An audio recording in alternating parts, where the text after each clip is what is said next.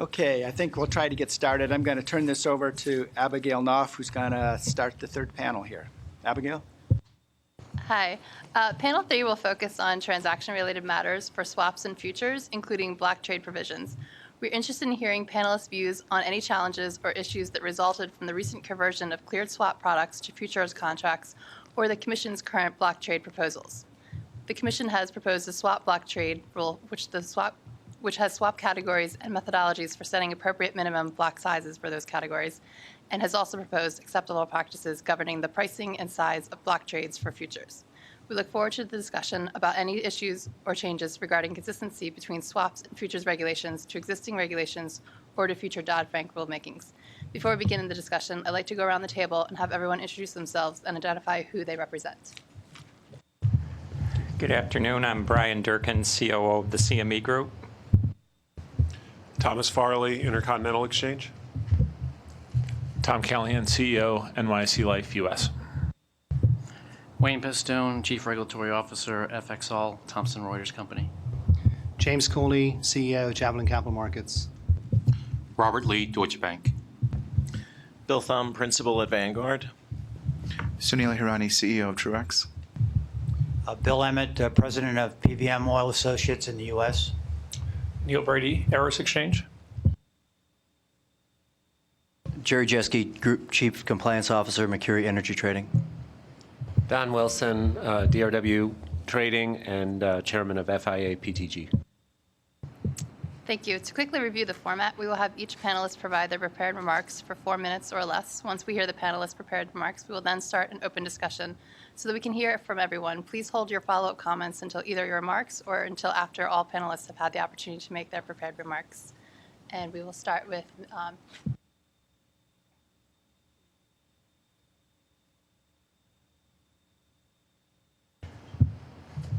Well, good afternoon. In just a little more than 3 months, the new swap regulatory regime has had an acute impact on the energy markets. Although NYMEX energy contracts have always been listed as standardized futures contracts, many of these saw very little trading activity in the listed markets because of the esoteric nature of many of the products that we support. Instead, many of our market participants relied on historically prevalent swap execution protocols and then exchanged that contract for an economically equivalent product in our listed futures. This trade type was permissible under the Commodity Exchange Act and CFTC regulations because it was accepted by the exchange and the exchange rules. Facing an uncertain application of the new swap rules last October, customers asked us for a more flexible and certain means of executing our listed futures contracts. In response, we permitted new block trades and made more products available on our Globex platform. Now, CME continues to support, and we fought hard to retain EFS trading model, which allows customers to retain their choice of transacting these instruments via either OTC swaps, which now be subject to the CFTC regulations. We've adopted our block levels to prevent significant disruption for our customers that while we were transitioning during this period. We've seen a tremendous transition in many of our markets from OTC trade type to the exchange traded block. We believe that the thresholds that we've established need to stay in place absolutely until the full extent of the swap rules are clearly defined and evident to the marketplace. We also need to give appropriate time for the marketplace to adapt and adjust to whatever that criteria is going to be. By encouraging more blocks and movement into the futures, our plans serve the regulatory interests, we strongly believe, of transparency.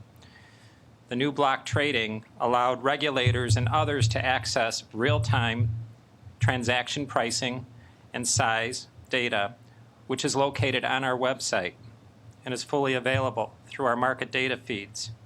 Additionally, we believe that the changes we have made to our block thresholds not only avoided market dislocation, but provided customers with more choice and more flexibility. As to timing, we firmly believe that the Commission should first finalize the CEF and the market available to trade rules before it considers block rules for swap and futures. This is a logical sequence to avoid potential harm to our customers and to market liquidity. There's a lot of unknown questions that still need to be clarified and validated. Whether CEFs can operate by voice or RFQ to 1 rather than RFQ to 5, and the scope of the trading mandate or the impact that MAT rules will have on products, how they will be required to trade on a CEF, and what will dictate the role of blocks in those swap markets. So one of the underlying principles that we would like to leave for the distinguished panels and the staff of the Commission is it's very, very imperative that clarity be made in the context of the CEF rules and the MAT rules. That will inform any further decision making, and in the meantime, clarity is important to the marketplace, a marketplace that has been operating with a certain level of uncertainty. The transition, I think, has been very seamless. We've been able to maintain the integrity of that marketplace, and through the transitioning, it is most definitely, I think, underscoring the imperatives that you've outlined as a part of the rulemaking.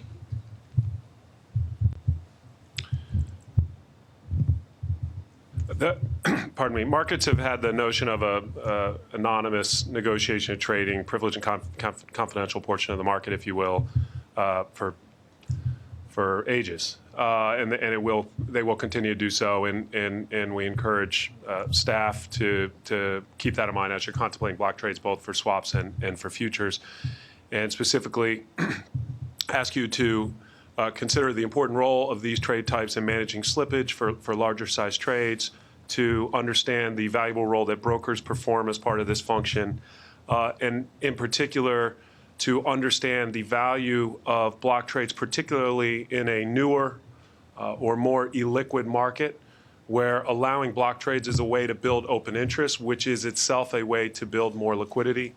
Perhaps paraphrasing a bit of what Don Wilson said on an earlier panel, but I won't belabor it because he's also on this panel. We think it's important for the staff to understand that these smaller markets may well have a higher percentage of blocks relative to the overall volume in that particular market versus, say, a highly liquid market. Think of, for instance, our Henry Hub futures contract versus, I don't know, a more illiquid power delivery location, for example. I wanted to touch on quickly, Commissioner O'Malley asked a question about, well, what happens if they're all blocks? I'm paraphrasing, as those weren't his exact words. And how do we address that? Could we delist the contract or force it to migrate to a swap? We think that's a bad idea. And we think that would be disruptive, but we do think there are other ways to deal with that issue and to work with the DCMs and perhaps the CEFs to increase pre-trade price transparency over time.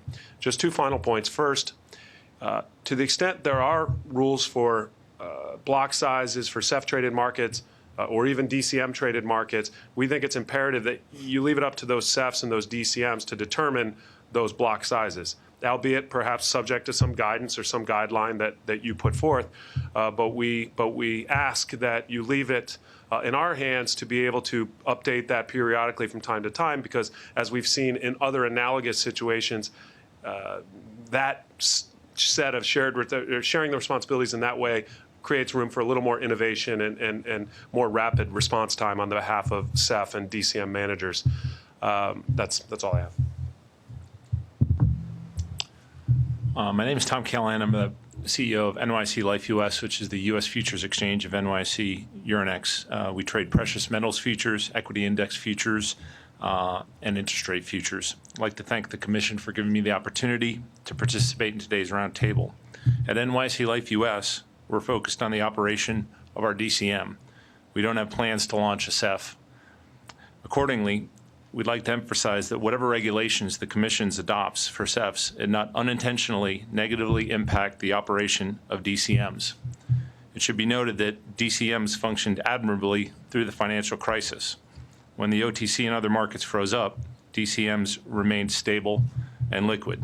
So when questions are raised regarding the application of the same block trade regulations to DCMs as are imposed on CEFs, we're concerned that once again, we're considering fixing something that's simply not broken.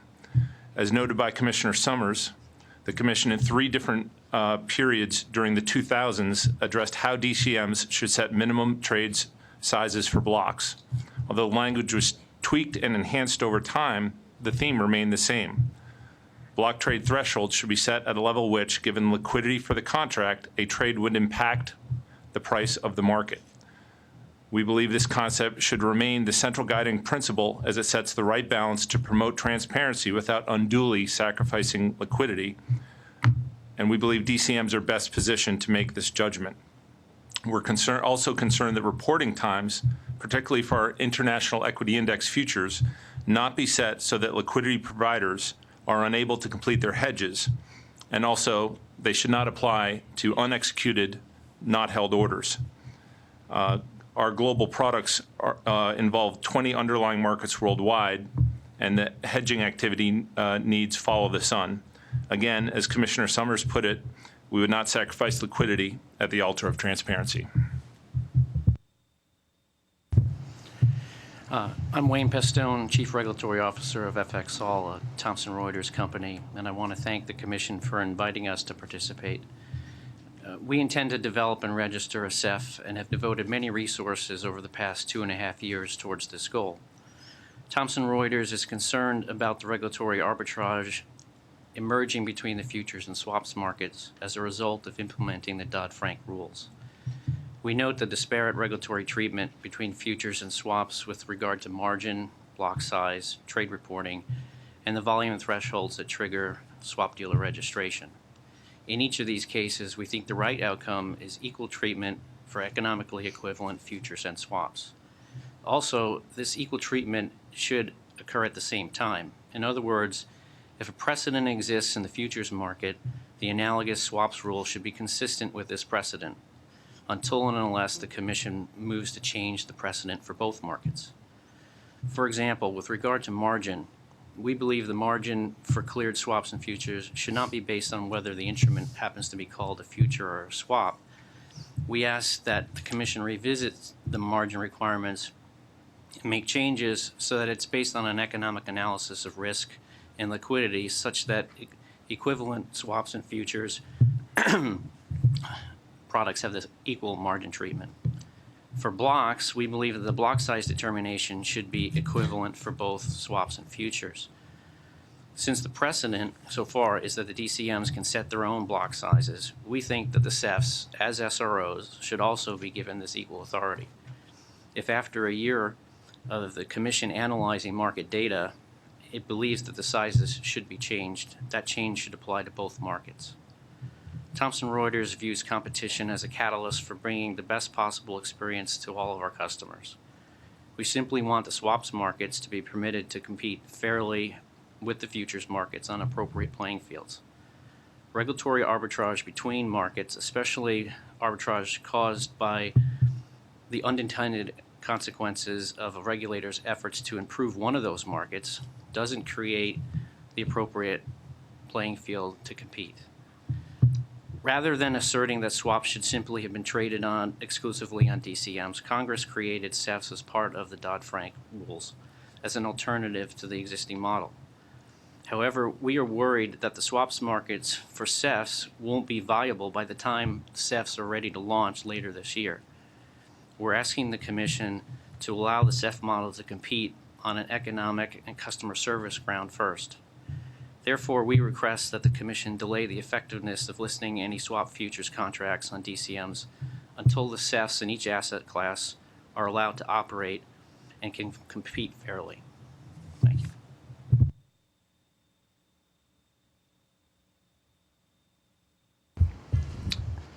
Thank you once again for inviting me to participate on 2 panels this afternoon and this morning. My name is James Coley. I'm Chief Executive Officer of Javelin Capital Markets, an all-to-all trade execution venue, and as I mentioned earlier, for interest rate swaps and credit default swaps that expects to register either as a CEF or DCM, depending on which way the rules come. To consider what should be an appropriate block trade rule for DCMs and for SAFs, we must first remind ourselves of such a rule's purpose. We must remind ourselves that a block rule, where a market maker is given an extended period of time before the block trade is reported, is designed to protect and encourage liquidity, not to hamper or lessen it. Block trade reporting delays encourage market makers to provide liquidity in large size without fear that other market players may abuse them as they hedge or trade out of such a large position completely. The block trade threshold test should be objective and straightforward. For a given time delay, the question is, what is the liquidity available to the trader before he must report the block trade to the market and be exposed? Too little liquidity within such a time interval, and the trader does not have enough time to get out of her hedge or trade out of the position. She is exposed and could lose money, and because of this risk, the trader is loath to quote such a large market next time. Overall market liquidity is decreased as a result, and the opposite is also true. Too much liquidity within a given interval, and the trader has too much time to set a hedge, and he can now use this price-moving information against the market, and as a consequence, liquidity is also lessened and market integrity suffers. Thus, the block trade threshold should be exactly equal to the amount of liquidity available to the trader within the time interval or before she must report the trade. The threshold should not be too high, nor should it be too low. It should be just right. Available liquidity, moreover, does not just include trades, but also should include firm orders available at the current price. In fact, the concept of available liquidity goes further. It considers the liquidity of other related markets. For example, if I hedge interest rate swaps with Eurodollar strips, shouldn't I include the liquidity of that market in consideration of the liquidity and block trade thresholds for swaps? To be sure, the CFTC block trade rule for SAFs does set the interval at 15 minutes in the long run, and it does consider trade data in setting the block trade notional threshold. But it does not yet consider price order data, nor does it consider liquidity from other economically equivalent markets. It should, and it would be a better measurement if it does. But in order for this to work, the same block trade rule must extend to all trade venues, SEFs and DCMs alike, for instruments within a given class of economic equivalents to operate and function properly. For example, interest rate swap futures and their underlying swap instrument are economically equivalent. And that is, they are equivalent in risk and trade relevant relative to each other. And as such, there should be one block rule that governs both. And such a rule should consider the available liquidity in both markets. Neither SEF nor DCM, but the CFTC should set such a rule. And only then can the market be assured that the rule is objective, measured, and a realistic measure of the available liquidity. One trade venue must not be permitted to set its own rule, while the other has it set for them. Such a scenario clearly raises the specter of a race to the bottom, as market forces may game such a rule mismatch in attempt to force trades off market in a delayed reporting scenario or report them not at all. In conclusion, we need to remember that block trade rules exist to encourage liquidity and transparency. There should be no such thing as block trade thresholds, again, that are too high or too low. And there should be objective thresholds based upon observable, available liquidity in a given market that considers also the liquidity in other markets economically equivalent to it. Moreover, such a rule be set by the regulator and not be applied in a uniform manner to avoid any gaming or regulatory arbitrage that may manifest itself between such markets. But such a rule should be passed quickly, along with other rules. And in the interim, the CFTC should place a freeze on all futures certifications on products that may be economically equivalent to products expected to be traded by SEFs, so as not to create an unfair advantage. Such gaming can only lessen market integrity and drive up execution costs on the end user. Thank you, and I look forward to your questions. Great. Thank you and good afternoon. I appreciate this opportunity to come before you to share views and to contribute to the discussion of this very important topic. As the Commission works diligently to finish its rules on swap execution facilities and block size thresholds, I think it is important and appropriate that the Commission, take this time to acknowledge and also consider recent developments in the swaps and futures markets. Right? The topic of our discussion, the futurization of swaps has generated a number of commentaries that have attempted to attribute reasons behind this movement. Some pundits have cited, benign reasons, such as that this is a natural migration or natural evolution of products. Other experts have cited, less benign reasons, such as that, this is born out of concerns related to regulatory complexity or new regulatory burdens and costs associated with trading swaps.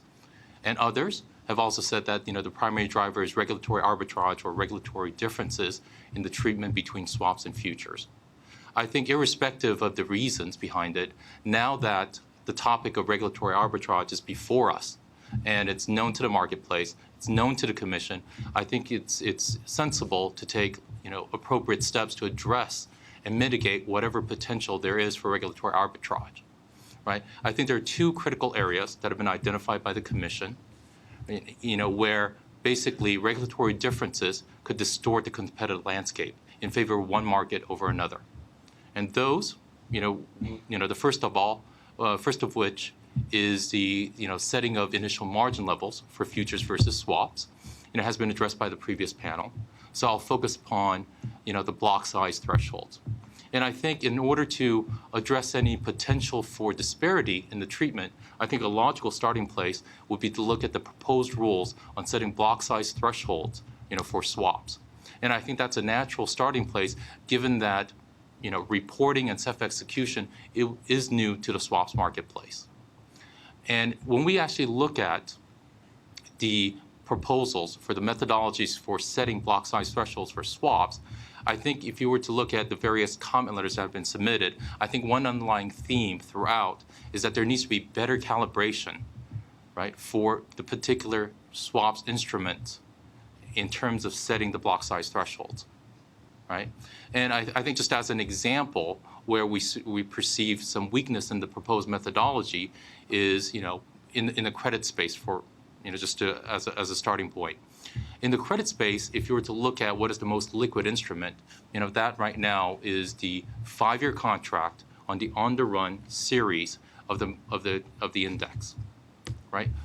Whenever there's a roll, which occurs with every 6 months, the liquidity of what used to be the on-the-run series drops dramatically. And 6 months later on, it drops even further. Now, however, the way that the methodologies treats these instruments is to actually lump them all together within the same maturity bucket. As such, you combine both liquid as well as illiquid swaps into the same bucket.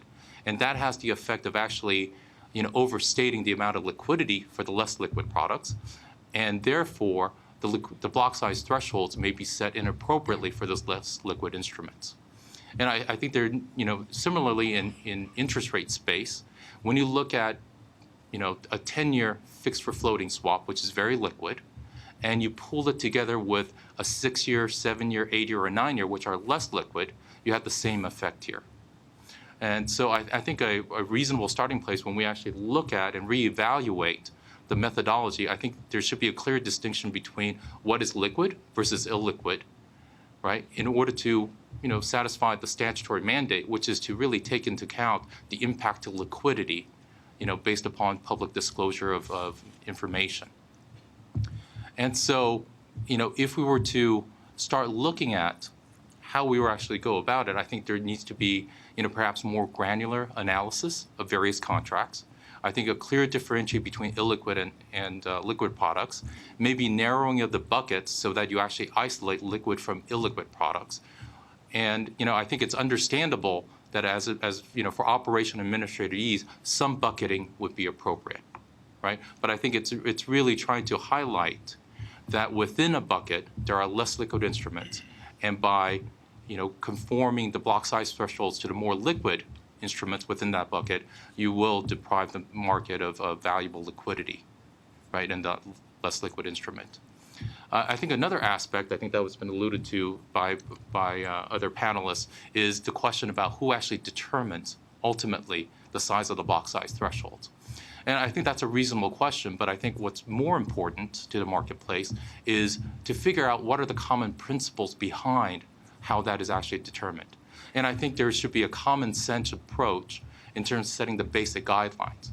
For example, first and foremost, the block size thresholds for any particular instrument should really be reflective of its liquidity in the marketplace. I think that's pretty obvious. I think the second principle should be that less liquid instruments should have lower block size thresholds. And once again, that's very common sense, but if you were to look at some of the proposed block size thresholds in the proposal, it's counterintuitive if you were to look at it. And I think third principle, which I think is not very controversial, is that when you start grouping instruments right into a maturity bucket, I think you really should look to the least liquid swaps instruments within that bucket to determine the block size threshold. Otherwise, I think you will overstate the liquidity for that illiquid instrument, and you would end up setting an inappropriately high block size threshold for that instrument. And I think as everybody would agree, can agree on, I think you need to have a vibrant swaps market as well as the futures market. They essentially complement each other. And by having, areas where there's potentials for regulatory arbitrage, you effectively, have regulatory bias dictate where liquidity goes rather than true market forces. Thank you. So again, I'm Bill Thumb from Vanguard, and just to remind the audience, Vanguard's on the buy side. We're a real money manager with over $2 billion under management and 9 million shareholders. We use swaps to carefully hedge portfolio risk, to lower transaction costs, and to achieve more favorable execution as we manage our portfolios. We've been very big supporters of the CFTC's rulemaking efforts, particularly with respect to non-public reporting, some of the margin rules, and as well the clearing of swaps and the enhanced customer protection for the margin that's held for cleared swaps. But we question whether the development of the swaps futures product suggests the CFTC's proposals are expected to negatively impact the swaps market overall liquidity. With respect to swap futures, we, like other asset managers, are intrigued. The pros, of course, are lower initial margin levels and lower block sizes. However, we have questions with respect to liquidity in the product and also the ability to use the product to adequately tailor the hedges to match the risks presented by our portfolios. The 2 days, the initial margin of 2 days of VAR is set by the clearinghouse based on its overall confidence with respect to pricing, hedging, and liquidation. And low block sizes are closely attuned to the trade size participants can hedge in 15-minute intervals. This is instructive as we evaluate the swaps regulations. For the swaps, initial margin under the current proposal for cleared or uncleared is a 5-day, for the cleared product is a 5-day VAR, and the clearinghouses have acknowledged in previous panels that a longer period is needed to have confidence with respect to pricing, hedging, and liquidity given the limitless variations on the swaps market. However, the disparity between a 2-day VAR for swap futures and a 5-day VAR for swaps, cleared swaps, is pushing participants toward increasingly considering swap futures. Now, as a proposal to particularly focus on setting initial margin levels based on relative liquidity, one could consider an alternative approach where for the most liquid products, a 2-day VAR would apply to swaps that were mandated for clearing, as opposed to swaps that are optionally cleared. A 3-day period, a 3-day VAR could apply to the swaps that would be optional clearing, and a 5-day VAR for uncleared swaps. In setting the VAR in this way, you recognize the relative liquidity presented by the products, and you also avoid the arbitrage between swaps futures and swaps. As Vanguard hedges its portfolio, we look to hedge the overall risk presented by the portfolio. Swap futures, which will naturally hedge a more limited range of risk, may be attractive to us, but in executing a swap future, we'll have to also focus on the risk at the tail and at the head as we consider it. So we want to make sure that we're driven by the proper considerations in constructing the hedge and not simply because of an arbitrage based on initial margin or lower block sizes. In terms of the block thresholds, we have repeatedly come to the Commission and said the current proposals do not adequately reflect the relative liquidity nor the impact on liquidity that the current proposals could have.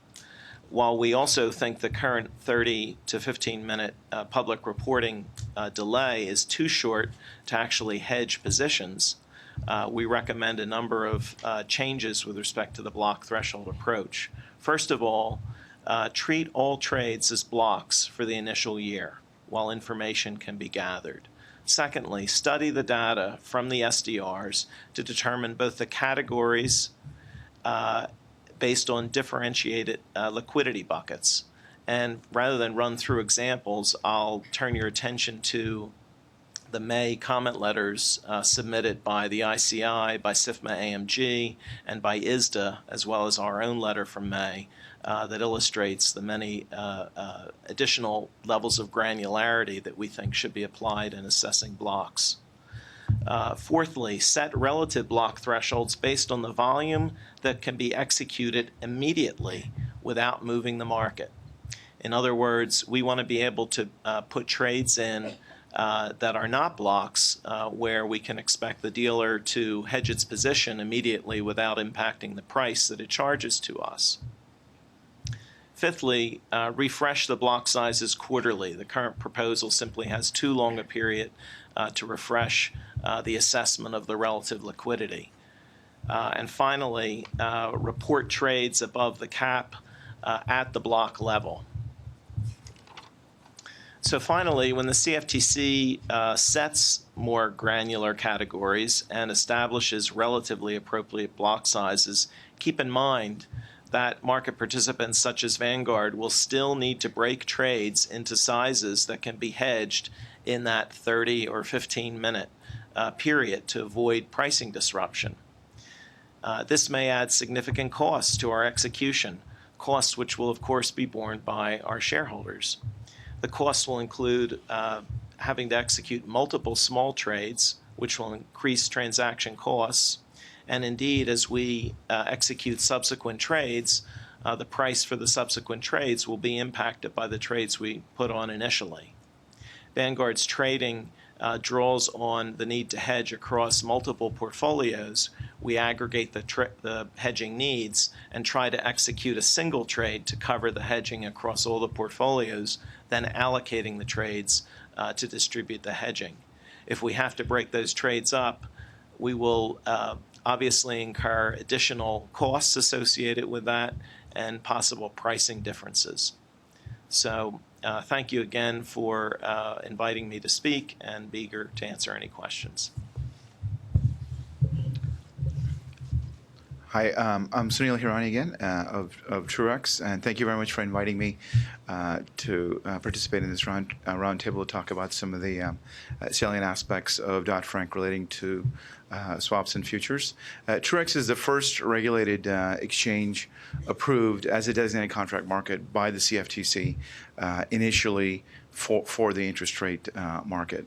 And Truex's goal is to provide a safer, more efficient, open exchange as outlined by Dodd-Frank mandates to create a transparent, competitive, regulated marketplace for standardized swaps and the clearing of those transactions, and also to provide consumers with a choice of clearing, which we have done. And you know, one of the reasons we created Truex as a DCM regulated by the CFT is for the express purpose of listing both swaps and futures, because our view is that consumers, like Bill, are going to choose over time which instruments they want to execute and where they get better liquidity and execution and costs.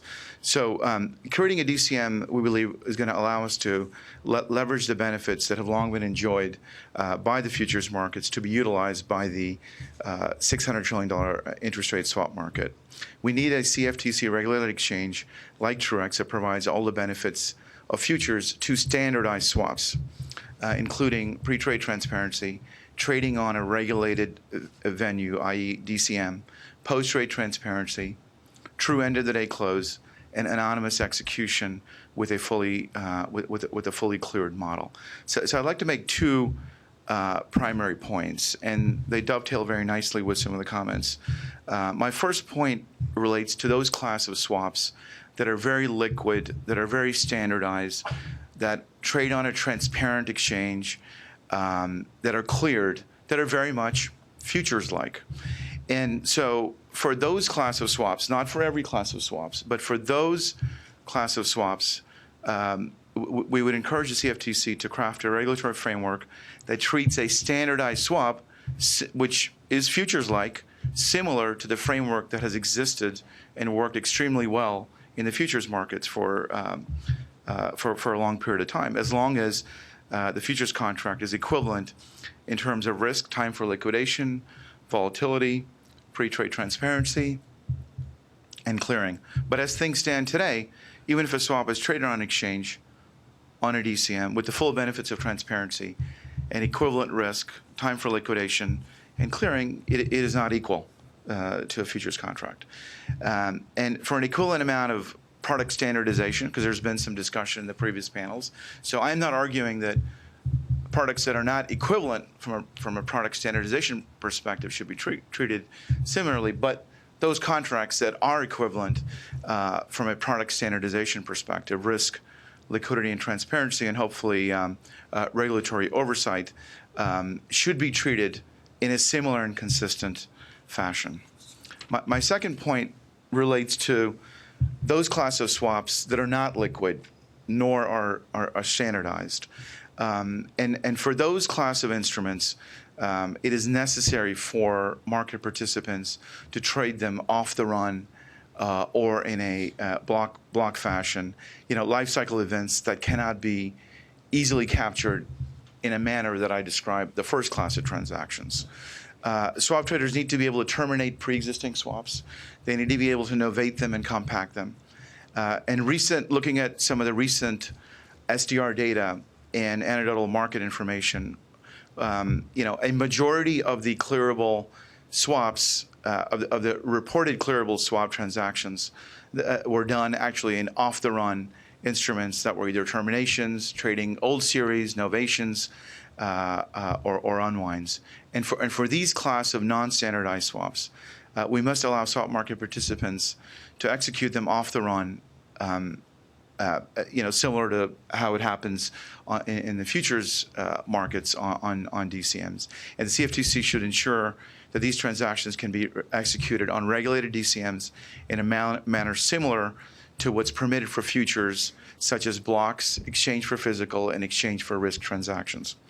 In the futures markets, numerous order types are permitted to execute less liquid or block transactions off facility. Once again, we would request nothing better, but just similar treatment to futures on a DCM. As long as standardized swaps are traded on a DCM on a transparent, cleared, and anonymous basis with equivalent regulatory oversight similar to futures, they should enjoy all the benefits as well as the obligations of a similar traded futures contract on a DCM.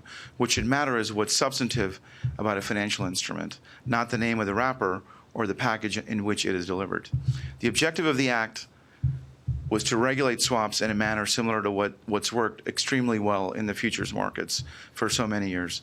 It is incumbent upon the regulators to ensure a vibrant, well-functioning, transparent, and regulated not only futures but swaps market as well for a lot of the reasons that Bill and others have talked about, and to ensure consistency in regulation and treatment. So people and firms that utilize these instruments for risk management, they are in the best position to choose which wrapper they would like their risk to be packaged in. Thank you very much. As I said before, my name is Bill Emmett, and I'm president of PVM Oil Associates in the U.S. I appreciate the opportunity to share my views on the futurization of swaps and the role of voice brokers in the energy markets. PVM is an international voice broker specializing in over-the-counter and futures execution services in the energy arena. We have been in business for over 40 years, serving a diverse institutional client base, including integrated oil companies, independent refiners and producers, physical traders, banks, hedge funds, proprietary traders, and national oil companies. Our primary markets involve crude oil and refined products traded in futures, derivatives, and physical markets. Many of these products are illiquid and do not trade actively on a central order book. In addition, I'm also here representing a coalition of energy voice brokers who have come together to express their common interest in preserving their ability to serve our customer base in an ever-changing regulatory environment. Although diverse in style and market specialization, we have many traits in common. We are small business enterprises, privately owned, entrepreneurial, experts in our chosen market segments, competitive, and most importantly, we all enjoy an extensive institutional customer base across all areas of the energy trading space. As the CFTC implements new regulations under Dodd-Frank, we are facing new challenges to providing execution services to our clients. First, with CEF rules favoring large public companies with sufficient capitalization to open their own CEFs, and then with the unilateral migration of most of our OTC derivative products to futures markets. First, and most significantly, our customers have spoken and are supporting the trading and clearing of swap futures. We support this migration and urge the Commission to allow the active participation of voice brokers in these markets. Going forward, the CFTC should not impose any barriers to using futures as a means to force market participants to use swaps. The decision to trade in a particular contract should be based on the needs of the customer, not on the regulatory requirements imposed by the CFTC. To that end, we urge the continuation of current block sizes for futures and options. As outlined in the comment letter submitted by the Energy Voice Broker Coalition, we believe that the CFTC should monitor trading volumes on these converted OTC products as well as related options contracts to better judge the appropriateness of the assigned minimum block sizes. The CFTC should analyze a significant volume of trade data accumulated over a long period of time, at least 1 year, from both DCMs and CEFs. This analysis should look at size and frequency of trades, daily volumes, and consistency of resting bids and offers. To the extent that trading activity grows, then the CFTC can monitor the growth with data provided. A particular contract, futures, options, or swaps, could be required to trade on the COB. Many of the swaps that were recently converted to futures by CME and ICE remain very illiquid, and there is often no alternative mechanism for execution other than voice broker arranged transactions that are then executed as block trades. If the minimum size for block trades for illiquid products is raised, there will be negative consequences for customers seeking to hedge or risk manage, and for the markets in these products more generally. As a result, our customers risk not being able to enter into customized block transactions and will not or cannot enter into transactions on the screen because, one, there are no or few bids or offers on the screen, and they will not want to expose or telegraph their trading strategies, or two, standard products are not tailored to their specific risk management needs, such as structured products with multiple legs. Many of these products have been illiquid for many years. Forcing them to a COB, if possible, will not create liquidity. These are thin markets with infrequent trades. Forcing end users to the COB will drive them elsewhere, which will reduce and ultimately eliminate any liquidity in these products. We strongly believe that there must be consistent block rules for trades on CEFs and DCMs, which should be tailored to the features of the contract being traded, such as type of asset class, liquidity, and depth of market, and not the venue on which it trades. Furthermore, voice brokers should be permitted to arrange block trades on CEFs as well as DCMs. In this regard, We urge the CFTC to confirm in the final CEF rules that voice brokers are permitted for transactions that are not available to trade. We believe that the CFTC and not a CEF should make the determination as to which swaps should be made available to trade. Otherwise, a CEF is incentivized to certify that a swap is available to trade, even if that swap is relatively illiquid and does not actively trade on a CEF. Finally, block trade sizes should not be determined by notional value. Instead, they should take into account the particular features of the contract. If a contract is not liquid and therefore is not actively traded on a screen, the block trade threshold should reflect those factors. I appreciate the opportunity to participate today, and I look forward to answering any questions. Thanks. Neil Brady from Eros Exchange. On this topic, there's a lot of discussion, a lot of banding about the term, level playing field. And as Professor Parsons in the opening session mentioned, I mean, while that's a tempting sort of slogan framework with which to look at this. An issue like this, and some of the others we're talking about today, but this one in particular, the reality, unfortunately, or the reality, in fact, is quite different. I mean, Congress, intentionally set up two very different frameworks and two very different playing fields, if you will, to oversee both swaps and futures. And there's an underlying rationale for those very different playing fields, and we at Eros Exchange believe that's the framework with which to look at this issue of block thresholds. So I'll talk just about one overlying concept related to that, and then give two specific examples. In the swap framework, as I think we're all aware, the execution guidance allows for an extreme amount of flexibility, and there's a reason for that, given the nature of the customized nature of swaps. In the DCM framework, there's very specific guidelines around how execution is to occur below the block threshold, and I'll walk through some specific examples around that do not apply to CEFs. And then in setting block thresholds, the Commission has provided guidance around 9 principles with which a DCM should use for futures contracts to set those thresholds. And notably, one of those 9 principles includes, the block thresholds in comparable CEF products. So at Eris, we're supporters of the rule and that proposed rule. We think it works, and it's worked in practice, and it works. It will work going forward. So 2 specific examples. A lot of the discussion focuses on what that block threshold is and what happens above that block threshold, but it's worth just pausing for a moment to talk about and be very explicit and clear about what occurs below the block threshold and what's required below the block threshold.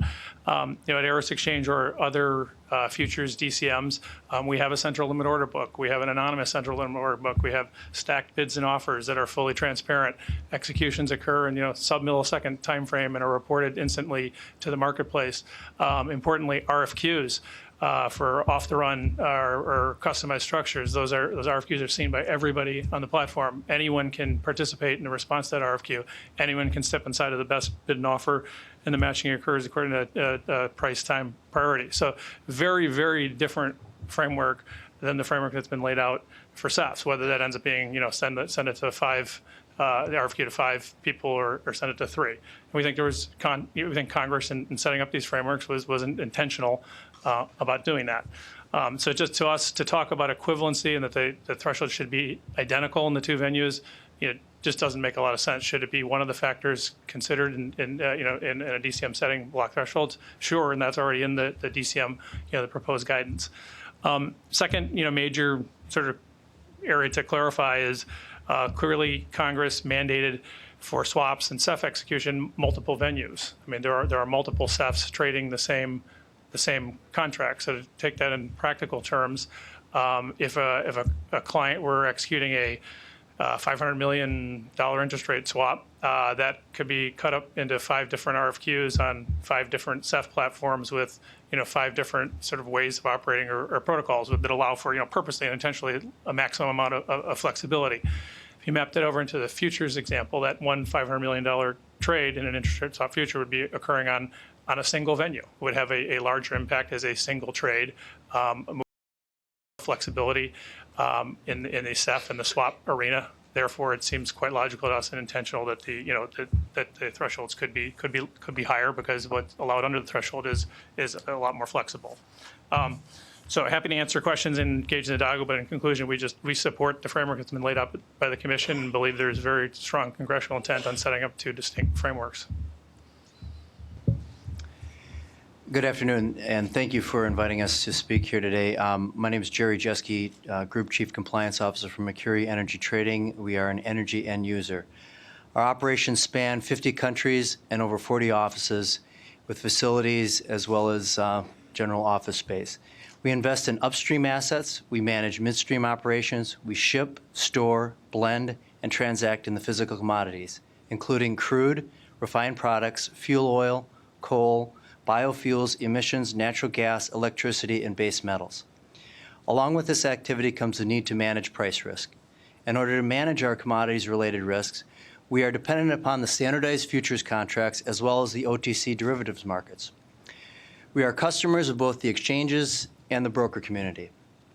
I'm representing our firm here today because we understand the needs of both the exchange community and the broker community. We strongly believe that the Commission should refrain from trying to fix something that is not broken. In other words, block trading is working. The marketplace and the exchanges have done an excellent job in administering the block limits and have struck the appropriate commercial and regulatory balance. Block trading activity is cleared, reported, transparent, meeting the goals that were established by Congress through Dodd-Frank. Dodd-Frank's aim was to bring transactions in the OTC marketplace, and that to regulated clearinghouses, CEFs, and DCMs. That's exactly what's happened in the energy market. Migrating EFS to blocks in the past few months has been successful. As a result, the CFTC should embrace this success and declare victory. The existing futures regulatory regime provides firms like ours with legal certainty. Newly developed swap regime presently cannot offer. It certainly defies logic to conclude that Congress intended for the CFTC through rulemaking to now force market participants from legally certain futures markets onto untested swap platforms, resulting in added commercial and legal risks, simply to avoid the cumbersome EFS mechanism, which has now been abandoned, for the more streamlined block mechanisms that's been administered. For the CFTC to attempt to manage block thresholds with limited staff resource and over 1,000 different contracts in various asset classes and try to fit a one-size-fits-all methodology, we fear would be disastrous, which would also lead to the possibility for companies like ours to seek venues outside of the U.S. As the Commission knows, every market is different, and the value of the core principles regimes allow registrants the ability to be flexible, tailor the rules, and fit the characteristics of numerous markets. A particular example is the electricity markets, where the exchanges have worked with the industry to craft 6 different lot sizes for commercially appropriate reasons. What we feel that has been overlooked is Section 3 of the Commodity Exchange Act. The very purpose of the CEA specifically states, transactions subject to the Act are entered into regularly in interstate and international commerce and are affected with national public interest by providing a means for managing and assuming risk. Prior to the CFMA of 2000, the CFTC used to utilize an economic purposes test to determine if a futures contract should be listed. The economic purposes test assessed the contract's ability to transfer or hedge risk. We suggest that risk transference is paramount to the well-functioning markets. Price discovery is secondary and should not be the final outcome necessary to list futures contracts or to force arbitrarily high block levels. Thus, the utility for end users and ultimate commodity consumers would be in peril. Current block trading provides the essential ability of parties to transfer risk from ones that do not want to manage that risk to ones that are willing to take on such burdens. We respectfully request that the CFTC guidance in this area should be strictly limited to an evaluation of whether a DCM evidences good faith efforts to support competitive, well-functioning markets and allow commercial end users and other market participants access to clear their risk. In sum, and to answer some of the staff questions that were presented earlier, any perceived differences between the futures and swap regulatory regimes are a red herring, intended by parties to gain commercial interest or economic advantage. block trading has been successfully administered by the exchanges from a commercial and regulatory perspective and should not be tampered with. Proposed Rule 38502A is a very bad idea. The so-called 85% rule should not come into force. Block limit sizes should be managed by those closest to the market participants, needing to recognize that each commodity asset class is different and must be analyzed closely by market participants with their involvement. Markets could easily vanish or move offshore if not treated appropriately. Thank you. Thank you. I'm Don Wilson, founder and CEO of DRW. I'm here representing the FIA PTG. The members of FIA PTG are supportive of block thresholds which are appropriately sized. There's ample evidence that block thresholds which are too low harm the central limit order book and encourage internalization and payment for order flow. On the other hand, block thresholds that are too high make it difficult for large market participants to efficiently consummate large transactions and move large amounts of risk efficiently. FIA PTG also supports the notion that block thresholds may, in some circumstances, be different between swaps and futures. The reason for that is that the regulatory regime for swaps is very different than the regulatory regime for futures. Let me highlight some of the important differences. Although the CEF rules have not yet been finalized, we know that CEFs will have a very flexible transaction rules for RFQs, while DCMs do not. An RFQ on a CEF is a private interaction between a very limited number of market participants. The current rule proposes 5. Some market participants have suggested that a 1-to-1 RFQ is appropriate.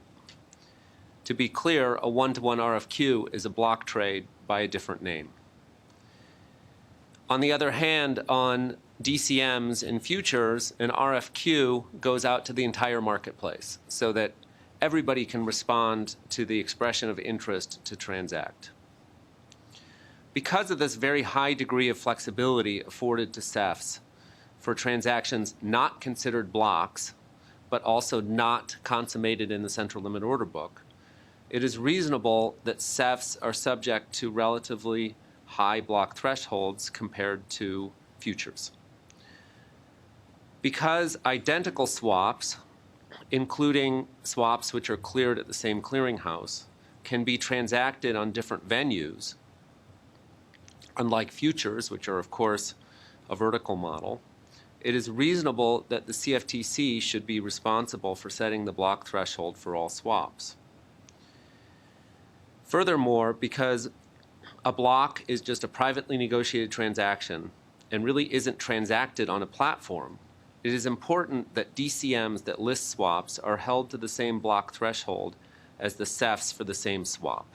The de facto block threshold for a given fungible swap is equal to the lowest block threshold for that swap, regardless of venue. So, in summary, it's my belief that the CFTC is going down the right path in distinguishing the framework that's used to determine block thresholds. I also believe that the CFTC should stick with the historical approach of applying Core Principle 9 as guidance to DCMs in setting block thresholds for futures, rather than applying a one-size-fits-all mechanism to the futures markets, which is simply unnecessary because of the vertical relationship between the DCM and DCO in the futures space. Thank you. Okay, thank you all. Commissioner O'Malley, do you have a question? I just want to ask one to start, and there was discussion about getting block sizes right, not too small, not too large, that they should be a function of liquidity, et cetera. And I get the question is maybe to the exchanges, but to anybody, is that I guess myself and I think the staff had always kind of viewed blocks meaning large, transactions that are large relative to something, usually relative to trading on a centralized market. And as we've seen in some of the energy products where blocks are very low, 5, 2, 1, then it's kind of, I just, wondered what do people think of in terms of the relative to what? It's large relative to what? Particularly if you have a block that's only 2 or 1, it's essentially the same as the contract size. So in some sense, it seems as though the term block has another meaning. As illiquid or something and not really large. So I don't know if anybody's got any comments on that or thoughts on that. Go ahead, Brian. I think that it's a question of large compared to the size of the central limit order book in a given product. And the energy market is a very interesting example. I think that perhaps the block thresholds in the energy market right now are not sufficiently granular. Certainly in a front month product that's very liquid, it's entirely reasonable to set a block threshold that's higher than for a month that's difficult to price, that's very opaque, is difficult to source liquidity in, and doesn't exist on the screen. Rick, maybe I can jump in since Don mentioned energy. Not to be cliche, size does matter, but the liquidity that people are speaking of, I think, is paramount. I use the example of electricity. You have megawatt hours. You have nodes that are being traded around this country. There are a tremendous amount of illiquid potential products out there. So how do you put a buyer and a seller together? Do you force them to go to the central limit order book for sake of price discovery? I say not. I say you allow those counterparts to come together, whether it's through a voice broker or through an exchange, to have the ability to be able to make that transaction transparent. But when you only have 2 people in the marketplace, or 3 or 4 or 5, they need to be able to seek one another out. And for the commission to actively set in arbitrary numbers just will destroy the markets, in the small markets, as well as those that could develop into larger markets. So when you get to the concept of size, I think that's secondary. I think you really have to look at the type of market.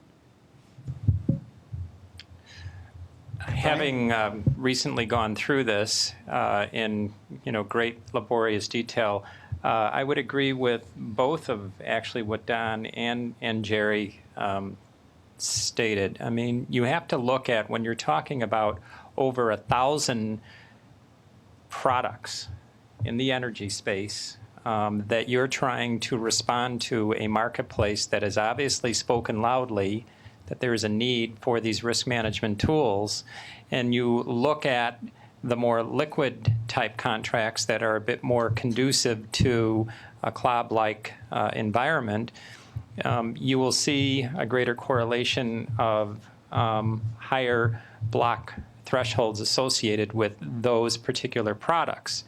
As you move into some of the other more esoteric products, and particularly as you're dealing with options that are linked to a variety of other energy-related instruments, it becomes a bit more complex, and your realm of user base and the liquidity associated with that could be as low as what Jerry had just described. And so that predicates a lower threshold.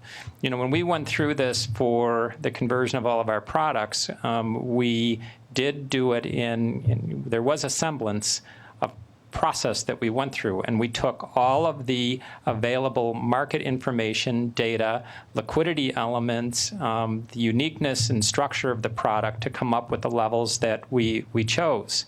Some of those that we came out with, the commission may recall, we got a resounding response from the marketplace that they were unusable. And this was particularly in the power segment. And when you go into power and you look at the complexity of how that power market is calculated, it resonates with you to understand why you have to have a much lower level basis how that market trades and is priced. So it is not a one-size-fits-all equation, I assure you, and it's something that needs to take very much into consideration the risks associated with every one of those products and the market that you're trying to serve. What's been very beneficial by all of this is the greater transparency behind the establishment of these block transactions, the reporting information, and the ability now to be building up more historical data for us to benchmark and base our calibrations off going forward. Would I it be don't- possible to add something to that? Yeah, just if maybe one more, and I don't know, Commissioner O'Malley or Weejan, do you have any questions? But yeah, maybe this will be about it, because we want to try to end this fairly soon, because for our fourth panel, we know some people have to leave and they may not be able to sit through the whole thing. So maybe one more comment, maybe one question, and Sure. we'll wrap it up. I very much agree with what Jerry and Brian said. What you're hearing them say is the energy market is very complex, and there's certain instruments that are very, very liquid, deep, transparent, that trade on a CLOB. But what they're also saying is that there's thousands of other instruments that are illiquid, that don't lend themselves to a CLOB, that require a lower block threshold. And that's exactly the analysis and the thought process that I would encourage you to look at for the interest rate swaps market. Because you have 2s, 5s, 10s, 30s that are very, very liquid, that I believe are futures-like, that should be traded on a DCM, on a CLOB. But for all those other instruments that Vanguard and other asset managers all over the world, including hedge funds, will be doing, allow those instruments to be traded exactly using the same analysis that Jerry and Brian have outlined, to trade them using a block size, a lower block size than you would for 2s, 5s, 10s, 30s, and allow those instruments to be traded exchange for physical and exchange for risk. Thank you. Rick, can I follow up with that? I had a question on that. So in follow-up, and I've heard many comments along the same ilk, but I've heard no consideration of portfolio risk except by Mr. Thumb from Vanguard, where he talked about his hedging of the risk on a portfolio basis. But liquidity providers are also looking at risk in that same way. Whether those are liquidity providers on your exchanges or on your future CEFs, they're providing that liquidity based on a portfolio. So I have a hard time following the logic that a 2-year and a 2-year, 2-day should have different block sizes. If everyone would like to elaborate, that'd be great. Yeah, let me see if I can help elaborate on that. The notion of parsing, certainly in the interest rate swap markets, the liquid points on the curve, 2s, 3s, 5s, 7s, 10s, and so forth. What happens then when you take exactly a 5-year, which is highly liquid and no one disputes should trade and block, and whether trade on central limit order books or whatnot, we all agree that it's more liquid than, say, a 4.5-year. But then what happens with that swap is it rolls down the curve and it's no longer a 5-year. What do you do with it then? So you're right, George. You have to look directly at what market practitioners in the interest rates market do today, and that is when I get hit with 7.2-year swaps. I'm going to hedge that with a basket of 7s and 10s. I'm going to take my 2 most liquid points around that swap and hedge it. So, and if I'm going to do that, I should really consider, or you should really consider, or it should be considered, the liquidity of both the 7-year and the 10-year swap around it. So don't only just consider the liquidity in the particular widget. Again, interest rate swaps, and I'm not an expert on energy, but I'll tell you, interest rate swaps are traded on a portfolio basis. We don't go out and hedge individual swaps piecemeal. It would be inefficient and impractical. So again, when you get hit with something between liquid curve points, you have to consider if you're going to hedge using liquid curve points, you should consider the liquidity of those curve points then in your block trade threshold. And one further just point on that, if I take 2-year swaps or 1.5-year swaps and hedge it with a Eurodollar strip, well then shouldn't I also consider the liquidity in the strips in the Eurodollar market? and as part of that calculation as well. So, the idea here is on one side you want to promote transparency, and I agree with Don in terms of, you want to have an orderly functioning market, and you don't want to penalize guys who want to make large markets, but also you want to incentivize transparency within limit order books to the extent that you can. So I would argue that exactly what you've just alluded to, which is consider it on a portfolio basis. Any more comments about that? Can I ask one question? Sure. Yeah. So, we've been looking at the data for the energy complex, and there have been comments that we should be looking at the liquidity of the contracts to figure out the block thresholds. And we see that there are contracts which trades, over 10,000 contracts a day at least. So a large number of contracts which are pretty liquid. But we do see the majority of the trading activity in these energy contracts happening through blocks. So earlier there were EFSs, now it's happening through blocks. So the question is, in the futures industry, the sense always has been if you're doing over 5,000 contracts a day, then it's a liquid market. So we do see in the data that there are a decent number of contracts, energy contracts, which are doing over 5,000 contracts a day. But still, the majority of the trading activity is happening through blocks. And the block size, and if you compare those with equivalent non-energy contracts with similar volumes, those non-energy contracts have a much larger minimum block thresholds. It could be like 200 contracts for a non-energy contract, but for an energy contract, it will be 25 contracts or 5 or even 1. So we're just trying to figure out, how do we make sense? So we're looking at the liquidity, going by, if you just look at what's being printed on the exchange, it seems liquid, right? But you look at the block thresholds are really high. The block thresholds are low and the block activity is pretty high. So, what do we do? Do we look at different sectors differently, or do we just say, go by the trading activity and saying, okay, this is a liquid contract and this should be treated like any other liquid futures contract? I'll just make a couple quick comments, Brian. The conversion, at least in ICE's case, from swaps to futures, we viewed as a fairly fundamental event.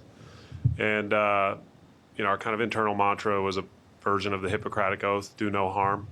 And the market largely is traded as you described. So in whatever particular contract you're describing at 10,000 a day that does some high percentage of blocks, that's how that market had evolved. And on ICE, we had always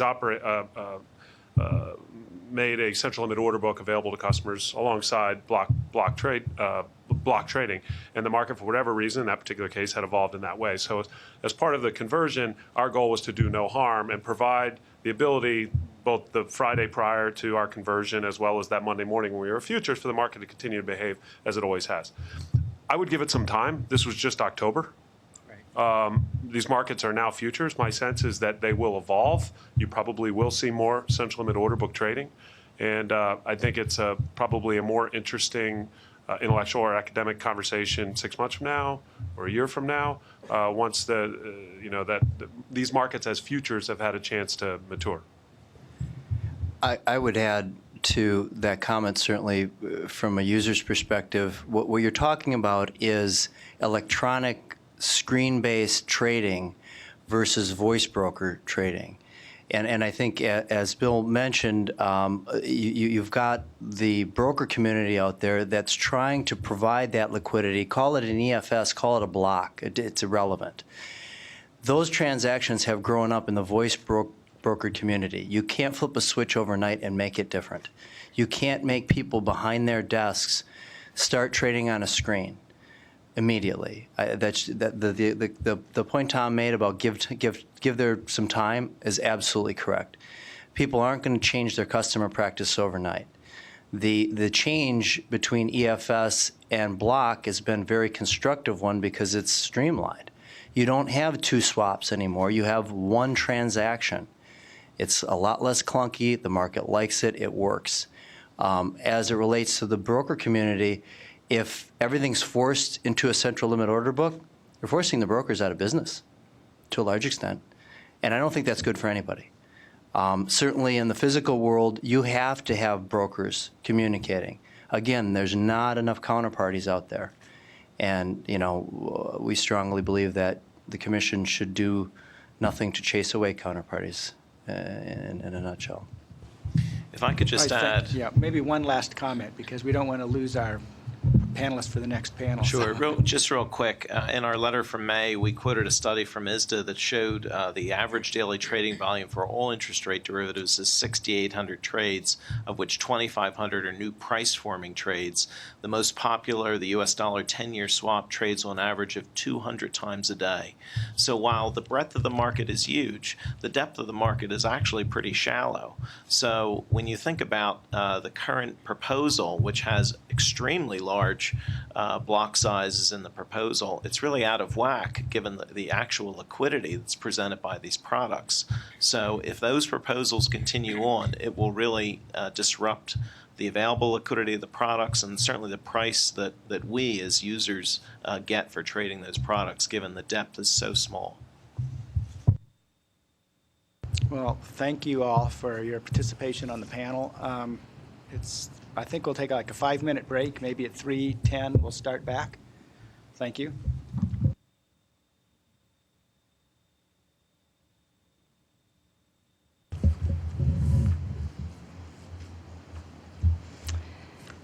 Thank you all for being here. I'm sorry it's running a little late. Panel 4 will focus on the effect of the conversion of swaps to futures on end users specifically, and any issues or changes regarding consistency between swaps and futures regulations to existing regulations or to future Dodd-Frank rulemakings to address these effects. Please elaborate on how this affects your trading and hedging strategies as end users in deciding whether to use swaps or futures. Before we begin this discussion, I'd like to go around the table and have everyone introduce themselves and identify who they represent. I'm Jim Allison. I'm the Global Risk Manager for ConocoPhillips. Charles Wells, CEO, Parity Energy. Sally Ingberg. I work at Forest City Enterprises, a real estate company. Lael Campbell, Exelon, where I'm responsible for the energy trading compliance program. I'm Tom Dees, Vice President and Treasurer of FMC Corporation, and I'm Chairman of the National Association of Corporate Treasurers. I'm Lance Kochwar with Gavilon here on behalf of the Commodity Markets Council. Luke Zubrod with Chatham Financial, a risk management advisory firm. David Frank, the Research Director of Better Markets. I'm Paul Campbell with Deloitte and run our energy regulatory and risk practice. I'm not representing any clients here, just on behalf of Deloitte. Thank you. To quickly review the format, we will have each panelist provide their prepared remarks for 4 minutes or less. Once we hear the panelists' prepared remarks, we will then start an open discussion. So that we can hear from everyone, please hold your follow-up comments until either your remarks or until after all panelists have had the opportunity to make their prepared remarks. And we will start with you, Jim Allison. Thank you. And I appreciate the opportunity to be here for this roundtable to discuss these implementation issues. As I said, I'm Jim Allison. I'm the Manager of Global Risk for ConocoPhillips. ConocoPhillips is the largest North American-based independent exploration and production company based on production and reserves. We're headquartered in Houston, Texas. We have operations and activities in 30 countries and about 17,000 employees. Because we're a producer of crude oil and natural gas, we're also a marketer of those vital energy commodities, and we use energy derivatives in connection with those marketing activities. Derivatives, both futures and swaps, are tools, not ends of themselves. For these to work well, two things must be true. The tool must be well suited to the task, and we have to know how to use the tool. From that perspective, the futurization of swaps is a good thing, mostly. I'll come to my caveat at the end of the presentation. For transactions that are standardized and appropriately cleared, futures are well suited to the task. The development of cleared swaps over the last decade was a useful innovation at the time, but the distinction between a cleared swap and a future may no longer be useful. Preserving a distinction that is not useful adds unnecessary complexity for market participants and for regulators.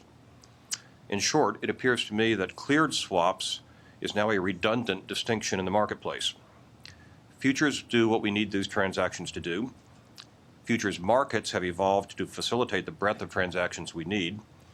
Therefore, it's important that futures regulation continue to evolve with the markets to continue to enhance the efficiency of the markets, which was, of course, one of the original goals of Dodd-Frank. One particular way in which regulation should evolve is with respect to how these positions get created. I'm referring here to block transactions, which has been the topic of much discussion in the previous panels. So let me just echo a few of the themes that resonated with me from the previous discussion. Much of the liquidity in the energy derivatives is now on the electronic platforms, and that creates much better transparency than anybody could ever have imagined in the days of the trading pits. But the trades that are blocked in are still an important supplement to those. From our perspective, the DCMs ought to retain the flexibility to manage the block limits, as we heard discussed in the previous panel. Block size should be related to liquidity, with lower liquidity meaning lower thresholds for block sizes. So to the previous question of how big is a block, big should be judged, in my view, relative to the trading activity in that particular instrument. And as was noted, we are evolving from a previous world into this world of a pure futures transaction. We're not fully evolved in that space yet, so you see some things in the data that may not look completely normal to you, but the evolution is continuing. We also need to recognize the role that the voice brokers or other facilitators have played in the market. They play an important role in the physical market. They have played a role in the EFS market and now in the block market. And in particular, they also play a role in the market for bespoke swaps. So whatever it is we do from a regulatory perspective, we need to preserve the role of those facilitators, such as the voice brokers. We've also heard a lot of discussion about the need for a level playing field, setting aside Mr. Parsons' concerns about how level is level. From my perspective, if we accept that futures and cleared swaps are functionally equivalent, that the category we call cleared swaps is in that sense redundant, then there is no potential for regulatory arbitrage because there is only a single regulatory structure appropriate. That is the structure for futures. All in all, so far as cleared swaps are concerned, my complaint is that futurization may not yet have gone far enough. Again, specifically these concerns about block sizes. But as I said, there is a maybe. There are other swaps to consider. While I'm comfortable regarding cleared swaps as futures, we must also assure that the market deals properly with transactions that are not appropriate for clearing. There are at least two reasons why a swap would not be appropriate for clearing. First, the swap might be bespoke, so that it doesn't fit easily into the clearing framework. Second, the swap might be a hedge, and clearing might have the perverse effect of increasing the risk the hedge was intended to reduce. The case of bespoke swaps has, I think, been adequately covered. The impact of clearing on the performance of a hedge perhaps has not. There was discussion earlier that risk doesn't go away, it is simply transformed. This is an example of clearing transforming counterparty risk into liquidity risk. So the issue arises because clearing requires daily margining. As a result of the margining, the daily and monthly cash flows from the derivative are very different from the cash flows generated by the asset hedged. An entity that was hedging for the purpose of smoothing cash flow would discover that clearing would result in cash flow that was more volatile than it would have been without the hedge. So it is essential that hedges be exempted from the clearing mandates. And of course, the statute does that. My concern then is to assure that the trend toward futurization does not drive these transaction types, which must remain swaps, out of the market. These non-cleared swaps may require more bilateral discussion before a transaction can be consummated, either to customize terms or to arrange credit support other than clearing. Electronic transaction platforms by themselves do not handle that sort of negotiation well. In the current state, voice brokers play an important role in bringing the ultimate counterparties together, and it's important that role continue. Fortunately, if, as I was recommending earlier, the regulations continue to allow easy access to block futures, I'd expect that activity to help assure the continued role of the voice brokers. Thank you, and I'll answer questions later. Thank you very much for the opportunity to participate in this roundtable. I am Charles Rell, CEO of Parity Energy. We are an exempt commercial market and a broker for commodities. My goal today is to share with you my experience on the ground in the energy markets, more specifically the energy options markets, which have been directly impacted by the futures to swaps transition. In 2008, Parity Energy launched the Parity Energy Platform, or PEP, as an exempt commercial market for cleared energy options. And right from the start, PEP incorporated many of the features that the proposed CEF rule would later require of swap execution facilities. Since 2008, Parity has offered a many-to-many electronic order book, firm bids and offers, requests for quotes, pre- and post-trade transparency, as well as a very robust voice brokerage service. Now, over 175 institutions have access to PEP, including end users, energy producers and marketers, banks, and hedge funds. These institutions have come to rely on Parity for price discovery and trade execution services. Now, prior to the swaps to futures transition, Parity was on track to become a CEF. And given the overwhelming rejection of swaps by the energy trading community, we now don't see the point anymore. Whether to apply for CEF status or not will depend on the final rules for DCM Core Principle 9, minimum block thresholds, and CEFs. So before October 14, 2012, energy swaps include everything that did not trade on a central limit order book or open outcry. So most of this market traded through interdealer voice brokers. So again, for instance, in energy options, swaps represented about 80% of the overall trading volume, so in terms of volume. So since then, all market participants, or nearly all market participants, have moved from swaps to futures. And I think as Tom Farley of ICE earlier mentioned, customers just love it. And rather than migrating to central limit order books, most of these energy swaps continue to be negotiated off exchange through voice brokers before being posted as futures blocks. So I think this is important because what it means is that customers did not switch to because of greater liquidity or convenience, but mainly because they wanted to avoid stiffer swap regulations. So by definition, off-exchange trading activity on the DCM should be the exception rather than the norm. But any effort to address this issue in the absence of a strong, viable swaps alternative is likely to cause the market to die from a lack of liquidity formation. And this would severely hurt end users and any other market participants who rely on such derivatives for their risk management. So for Parity specifically, the futurization of the energy markets has reduced the value proposition of its electronic services. So Parity now functions through its futures entity in order to broker block trading of futures contracts on various DCMs. Because those DCMs prohibit the use of transparent electronic off-exchange matching, PEP now functions as a whiteboard showing only indications of interest. So all transactions we facilitate today must be consummated by voice and withheld from the market until they are reported to the DCM. This is a step backward compared with Parity's original transparent electronic matching as an ECM. Namely, before the futurization, over-the-counter derivatives were electronically traded on PEP with full pre- and post-trade transparency for all participants. And now, ironically, after the futurization, our trades are exclusively voice brokered, and the real-time transparency Parity used to offer is prohibited.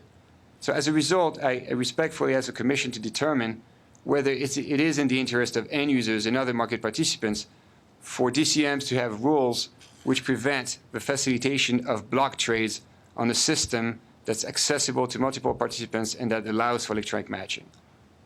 Also, I think we should really make swaps a genuine alternative to futures blocks. And if a Commission regulates end users who trade swaps and swap dealers more strictly than any futures market participant, then maybe it should make swaps more flexible in return, which I think is the idea. For instance, in terms of a minimum block size, or by allowing a variety of trade execution mechanisms for swaps, including the RFQ, auction, voice, as long as appropriate minimum levels of pre-trade transparency are achieved. In any case, we feel that the minimum block thresholds for futures should not be raised until either central limit order book trading takes off or a viable swaps alternative is made available. On behalf of Parity, I thank you very much for the opportunity to share our thoughts, and I look forward to answering any questions.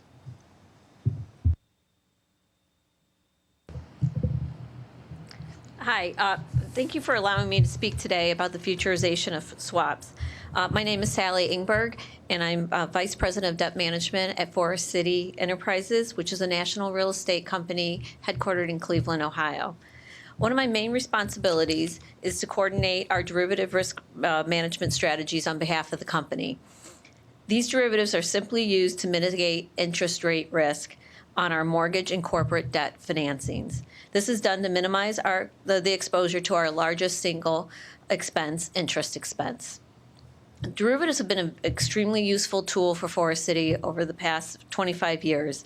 In the over-the-counter market, we were able to effectively protect the cash flows of the property as over-the-counter products allow for us to match the resets of our loans. Additionally, over-the-counter products allowed for us to have notionals on the hedge match the anticipated loan balance for the loan. This is especially important for real estate companies because our construction deals normally accrete while our stabilized properties normally have amortization.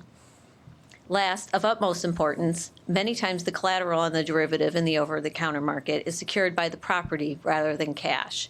Because the only cash flow on the property are rental income streams, which is received over time, we do not have excess cash available at any point in time to sit in margin accounts.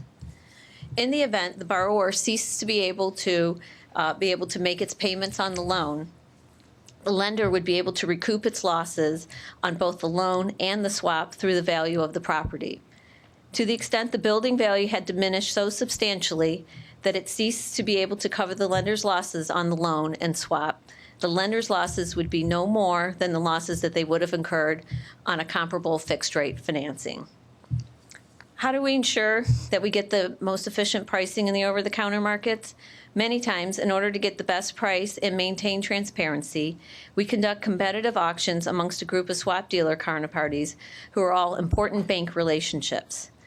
This is important to note because we look at the overall cost of our capital and the overall lender liquidity pool, of which derivatives are only one component. To avoid surprises after the trade is completed, both parties agree on key transaction terms pre-trade using pre-trade transaction term sheets. However, actual trade documentation is not completed until post-trade and only with the winning bank, a sequence that maximizes bank participation in auctions by minimizing the pre-trade documentation burden. While many Dodd-Frank rules have yet to take effect, I would be remiss if I didn't point out that certain documentation rules that have been discussed could discourage competition and transparency by increasing the burden of participation for bidding banks. Anticipatory compliance with such rules has resulted in higher costs to us, and in some cases has created difficulty in finding counterparties willing to trade with us. Problems we anticipate will increase once swap documentation rules become effective. Given this situation, many of you might suggest that we simply move into the futures market, since the market is more transparent and straightforward. However, given the nature of our business, our derivatives available in the future market would not fit in with the structure of our financings, creating basis risk, accounting problems, and liquidity issues. There are four main reasons for this. First, the inability to use property as capital on exchanges. For the vast majority of our interest rate swaps, the swap is secured by the real estate, just as the loan is.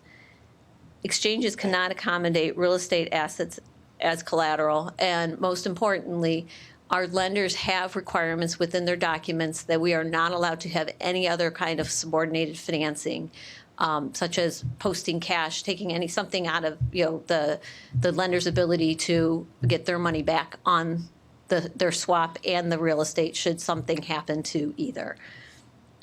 Second, futures require initial margins, something we do not post today. Assuming there was a 3% initial margin requirement in lieu of the structure that exists today and has been grandfathered in by using real estate, this could have resulted in a collateral posting of $48 million as of our most recent quarter of hedges that were outstanding.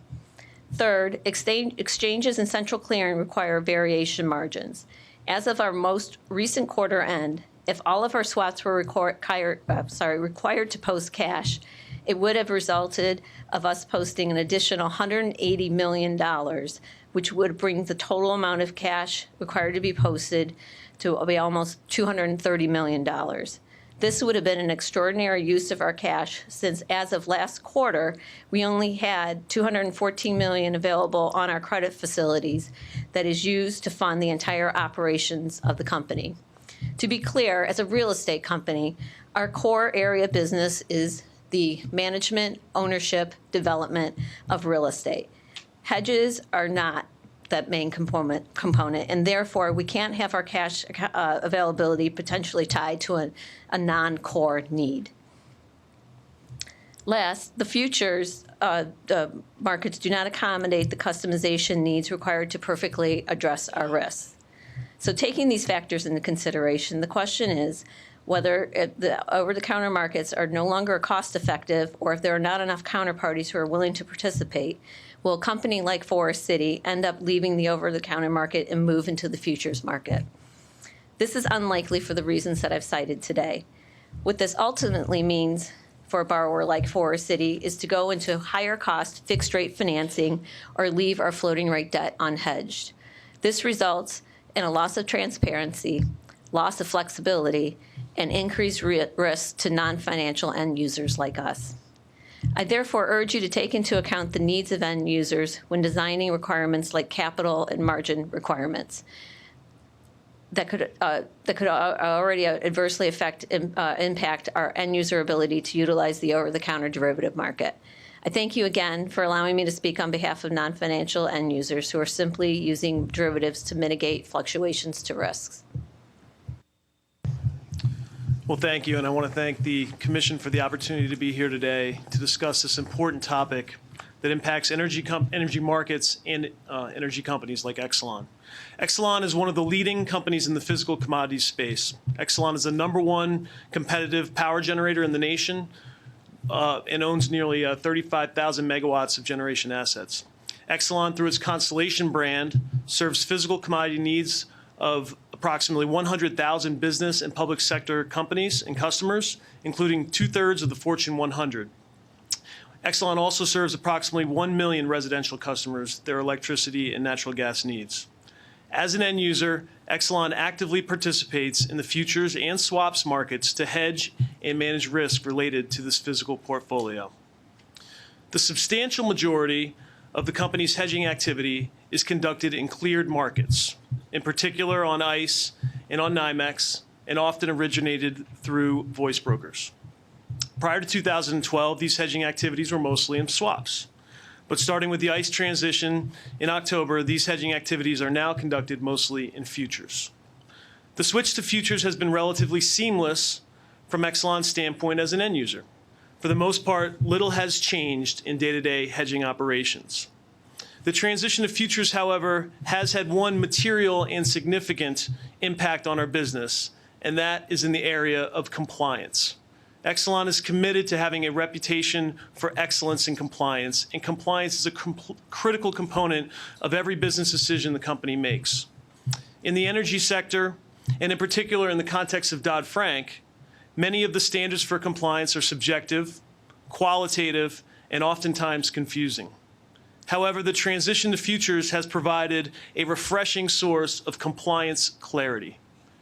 Rules relating to futures are mature, they're well understood and developed, and therefore present minimal incremental hurdles to navigate.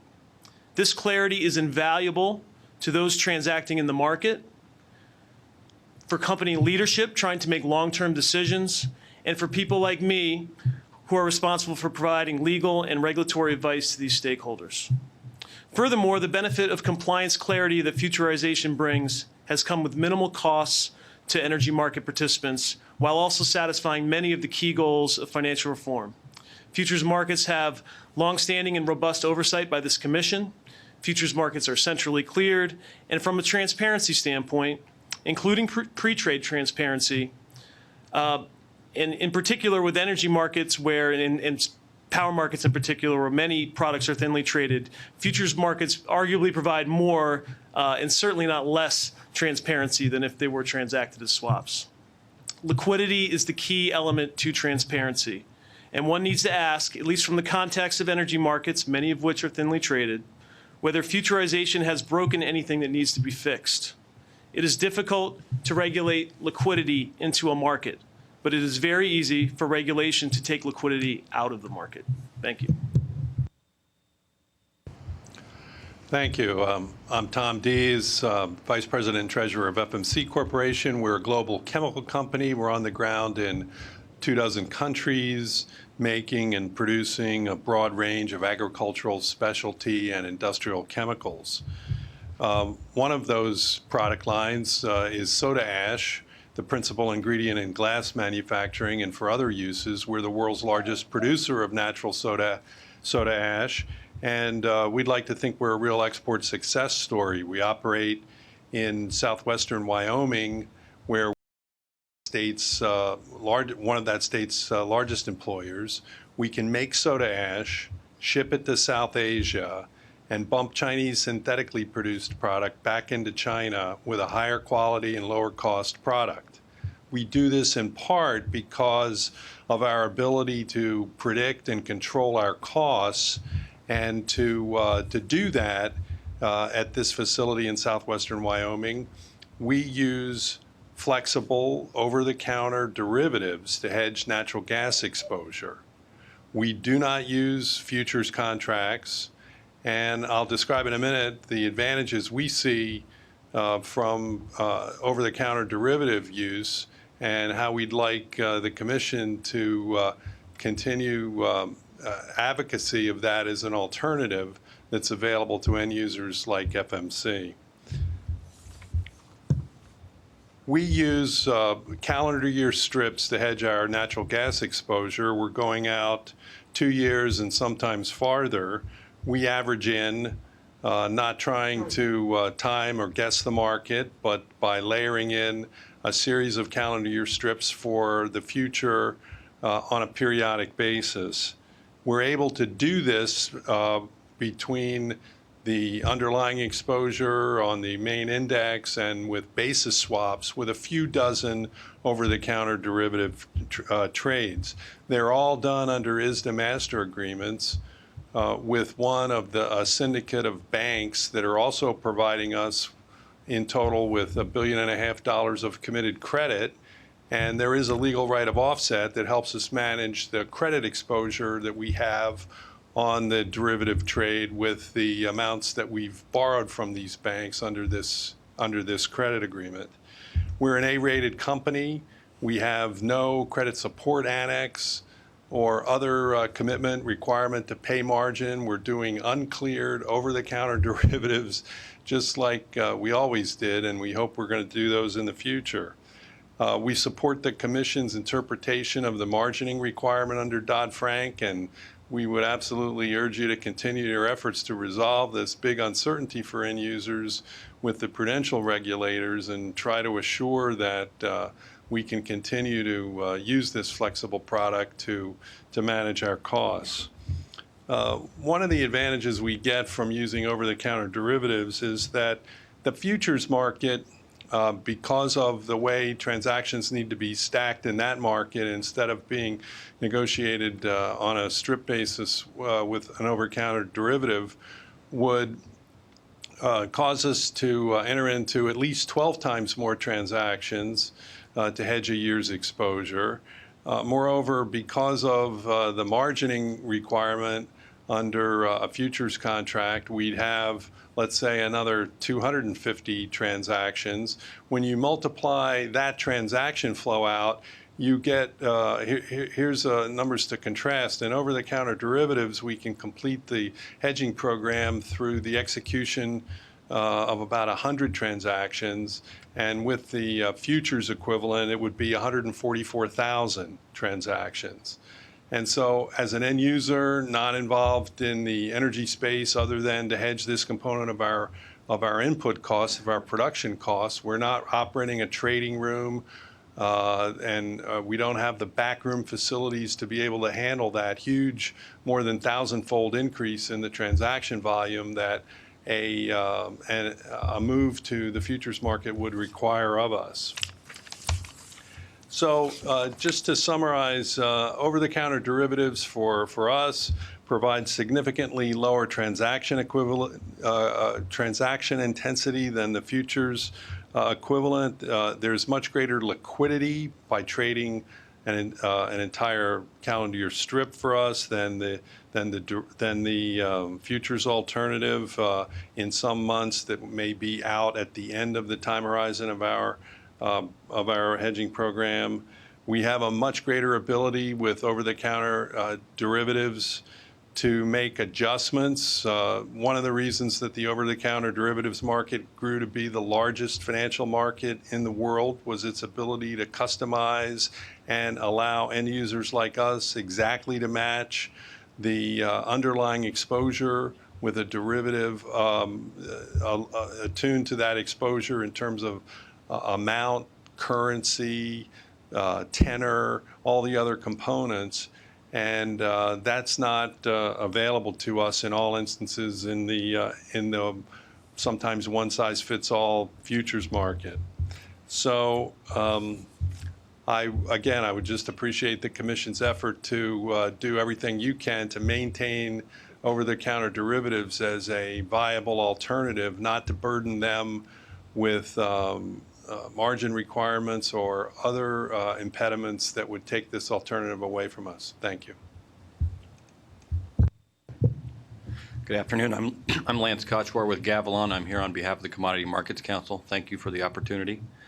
I want to specifically address the two questions that you had us consider today, Abigail. But before I do that, I wanted to just talk a little generally about Dodd-Frank. We agree with the primary goals of Dodd-Frank, which is to reduce the systemic risks through centralized clearing, increasing transparency through reporting, and trading on regulated platforms where applicable. And we also agree with Congress that futures and swaps should be regulated appropriately, and that regulation for swaps should be different than futures, because they're different things. Not all swaps must be traded or on exchanges or cleared. Commercials should be able to enter into swaps, but not futures, over the counter as they do today to hedge risks. As commercial end users and other market participants, we need the most efficient and effective markets to manage our risks, including both listed futures and over-the-counter of the products. Our businesses depend on price discovery and the liquidity of futures markets, and we also rely on the ability to use customized swaps as well. So we don't think it's quite accurate to say that there's disparate regulatory treatment between futures over swaps. We think there are underlying reasons for that are legitimate and make sense. Many of the new swap regulations are similar to the regulations that have historically been imposed on futures markets, but they also reflect key differences. And two primary factors drive that, I think. There are different risk characteristics between futures and swaps, and then there's just different trading manner. Futures traditionally are standardized. They trade centrally on DCMs. Swaps have historically been more customized and traded bilaterally in over-the-counter dealer markets. Margin requirements for futures and swaps are another example of traditional expectation regarding the relative standardization of products held in futures portfolios versus the more customized nature of products held in swap portfolios. And also another example is flexibility and execution afforded to swaps via CEFs versus customized products because they don't lend themselves well to trading in centralized markets. As market participants, we will continue to consider whether a customized or standard product will serve our needs best. Regulatory treatment of futures versus swaps will be part of that calculation, and the fact that firms are making these trading decisions based on this kind of assessment does not mean that swap markets have been unfairly disadvantaged. We will continue to use them both, and we will to serve our risk management needs the best way we can. Innovation and competition and customer choice among well-regulated markets is important to us. I want to get specifically to the two questions that we were directed to today.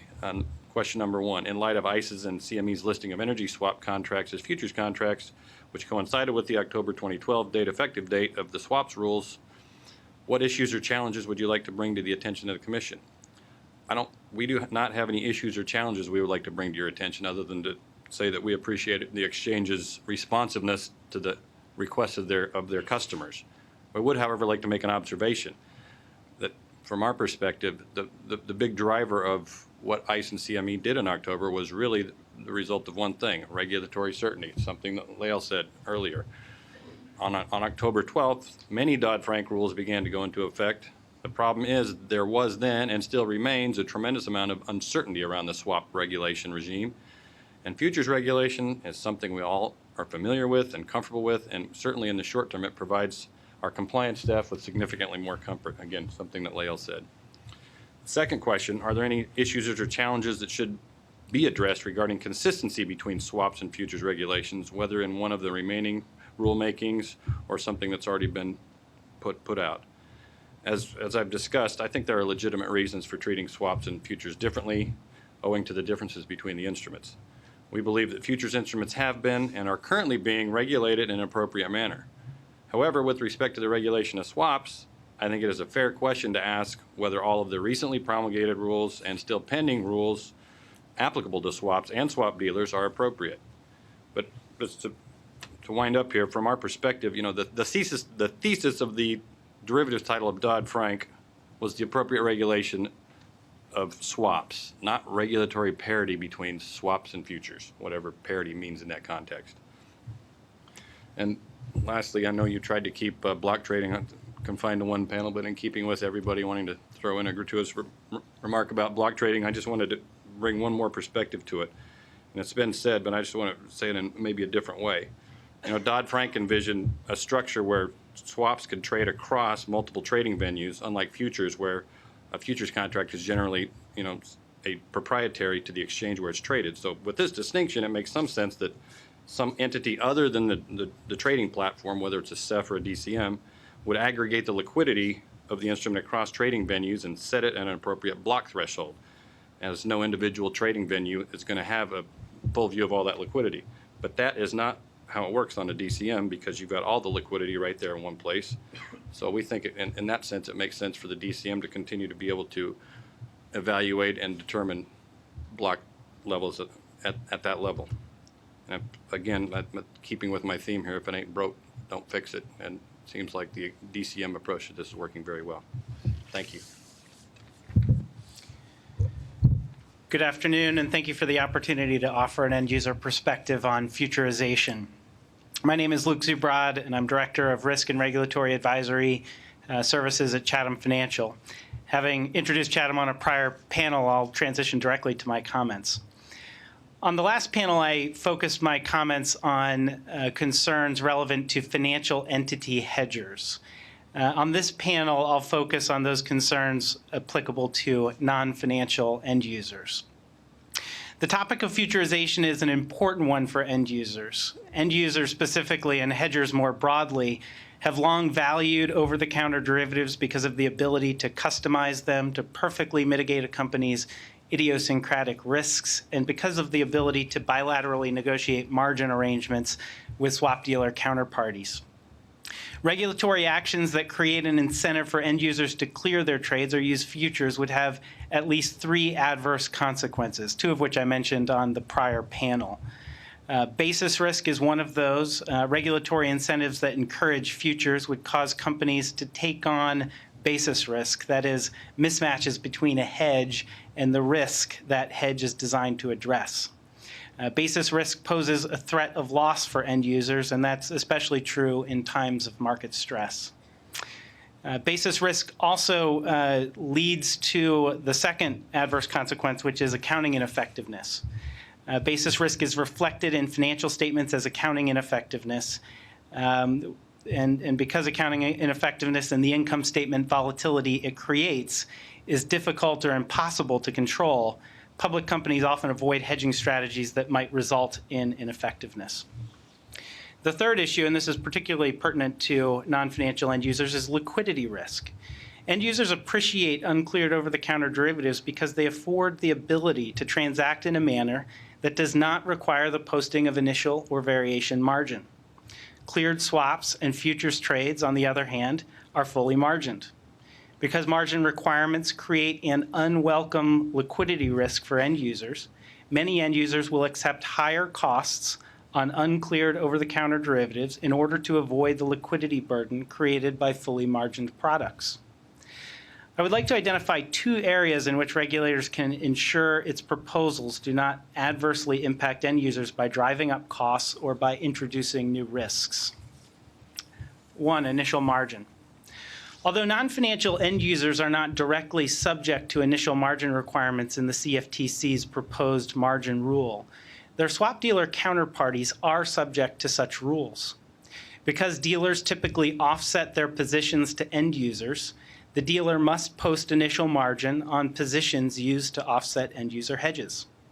Because these initial margins are incurred solely to facilitate the end user's trades, the swap dealer will increase the transaction price paid by the end user to compensate it for what would otherwise be an unproductive use of its funds. The higher transaction price that results creates a regulatory incentive for end users to consider using futures, an incentive that brings with it the aforementioned adverse consequences of basis risk, accounting ineffectiveness, and liquidity risk. Capital requirements. Similar to initial margin requirements, capital requirements applicable to swap dealers against trades executed with end users will cause dealers to increase end user transaction prices for uncleared swaps.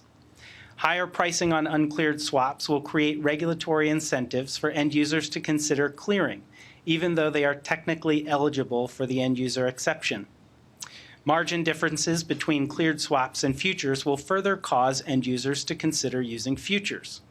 However, because of countervailing business incentives created by basis risk, accounting ineffectiveness, and liquidity risk, many end users will opt not to use cleared swaps and futures.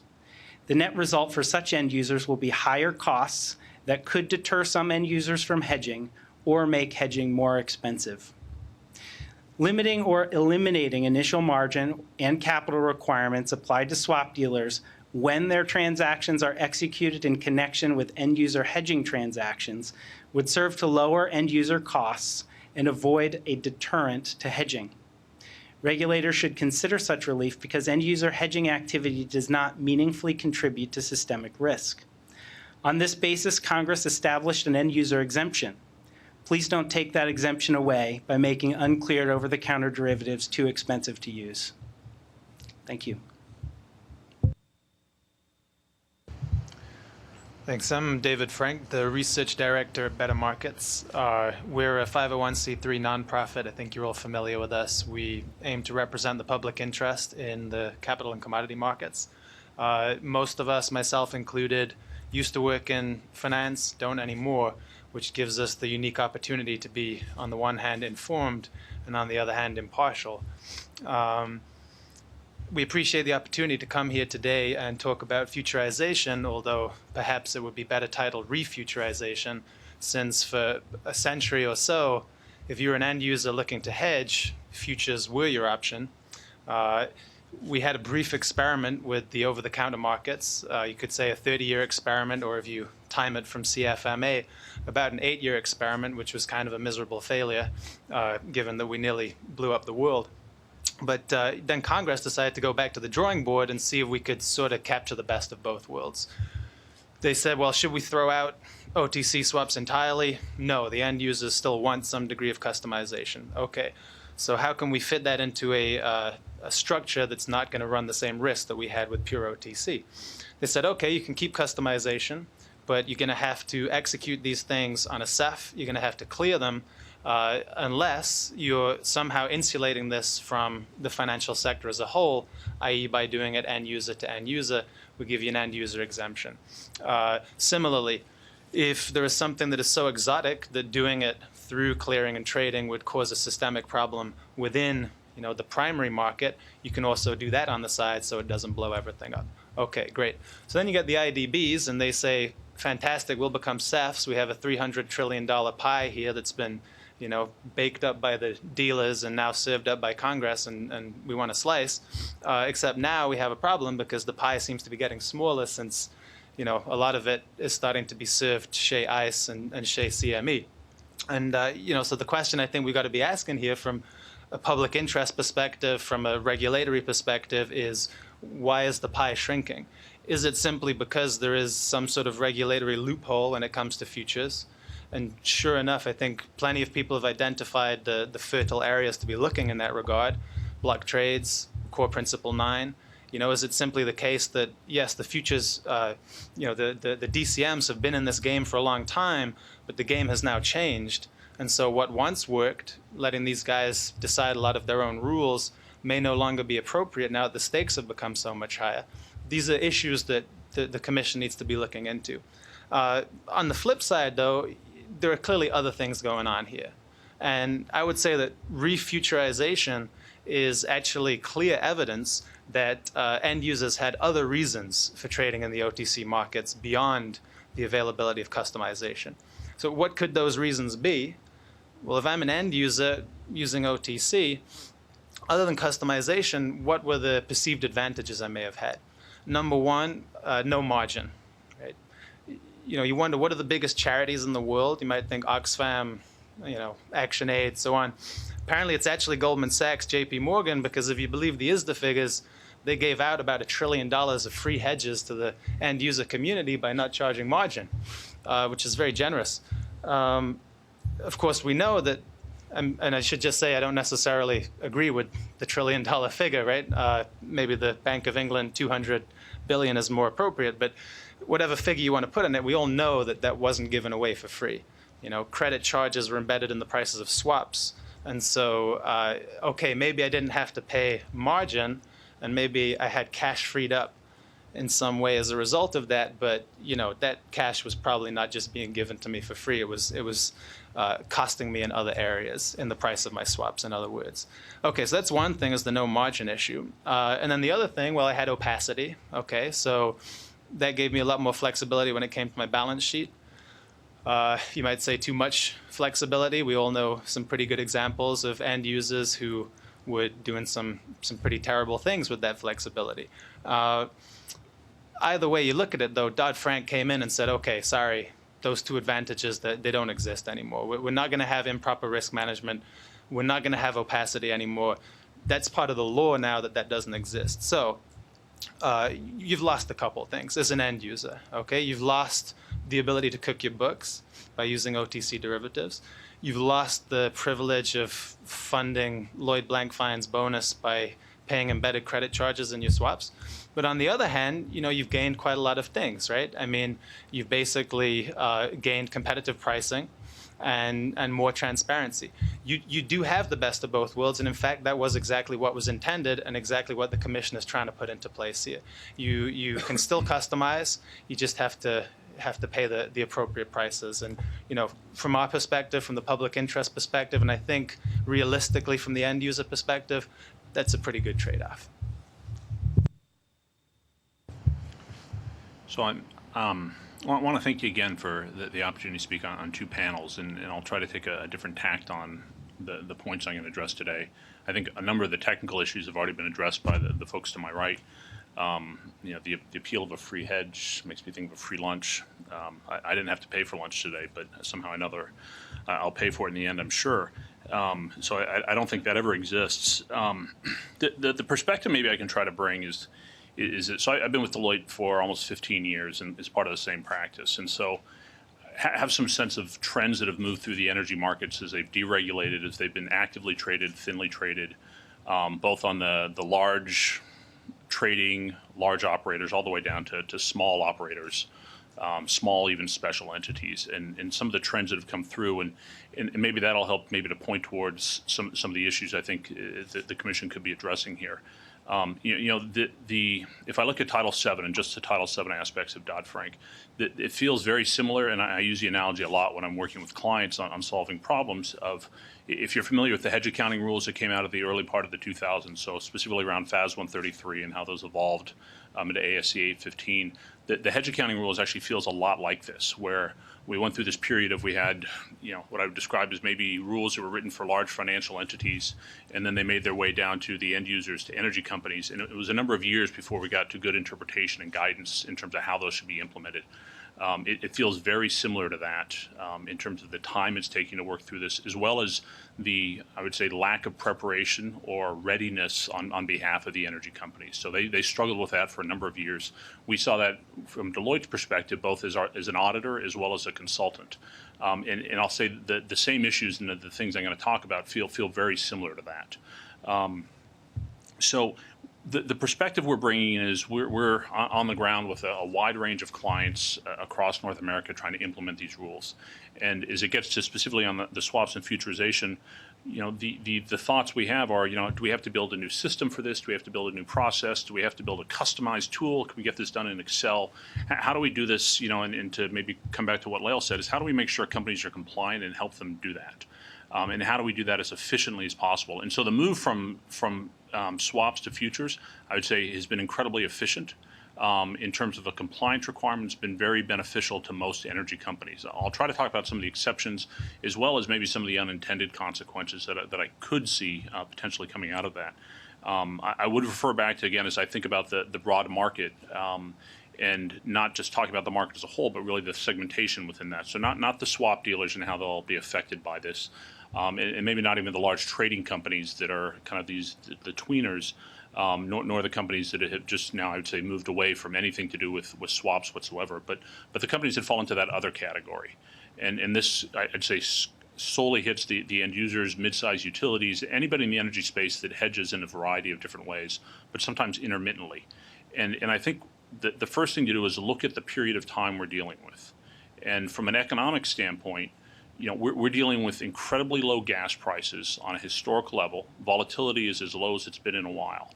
And so as we think about these issues and the problems they may be creating for people by not having liquidity in a cleared market or in an uncleared market, we're thinking about that because people actually aren't hedging very actively right now. If we're having this conversation 4 years ago and gas prices are moving at $8, $9, the call that's going to put on liquidity, what that would do to margin, and frankly, just people to be willing to enter the market, it'd be a very different story. And I don't know when gas prices are going back up. We could poll maybe some of the other people on the panel. They certainly probably have a view on when they will or when they'd like them to go, probably sooner rather than later. But I'm quite sure they are going to go back up.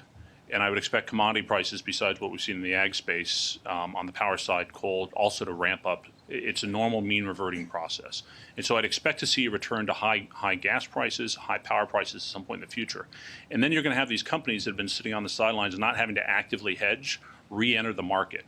And it's when they re-enter the market that's when we tend to see, I would say, discontinuity in their ability to actively manage their risk.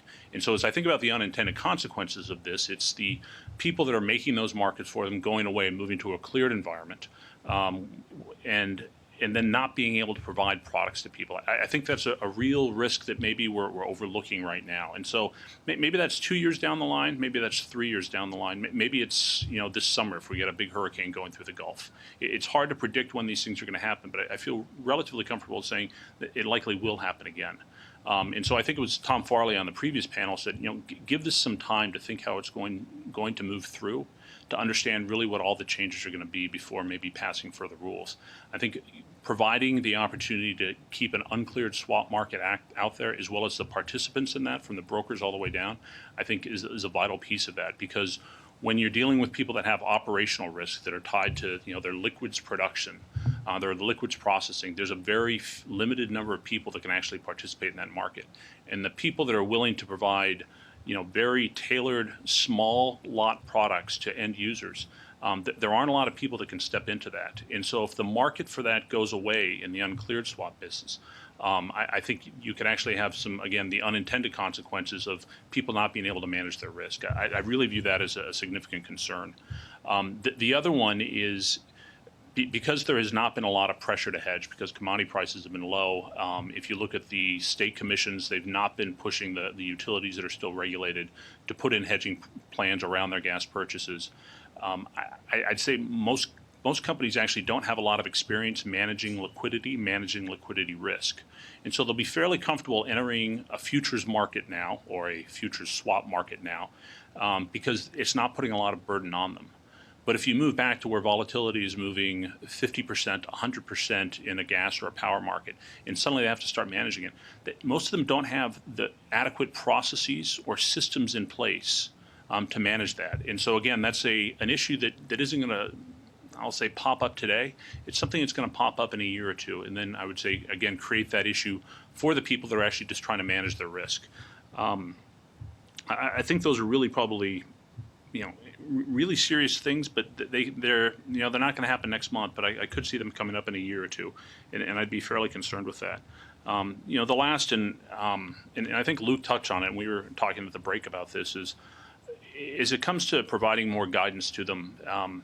For the larger companies, they're sophisticated enough, they have the resources to put implementation plans into ensure compliance.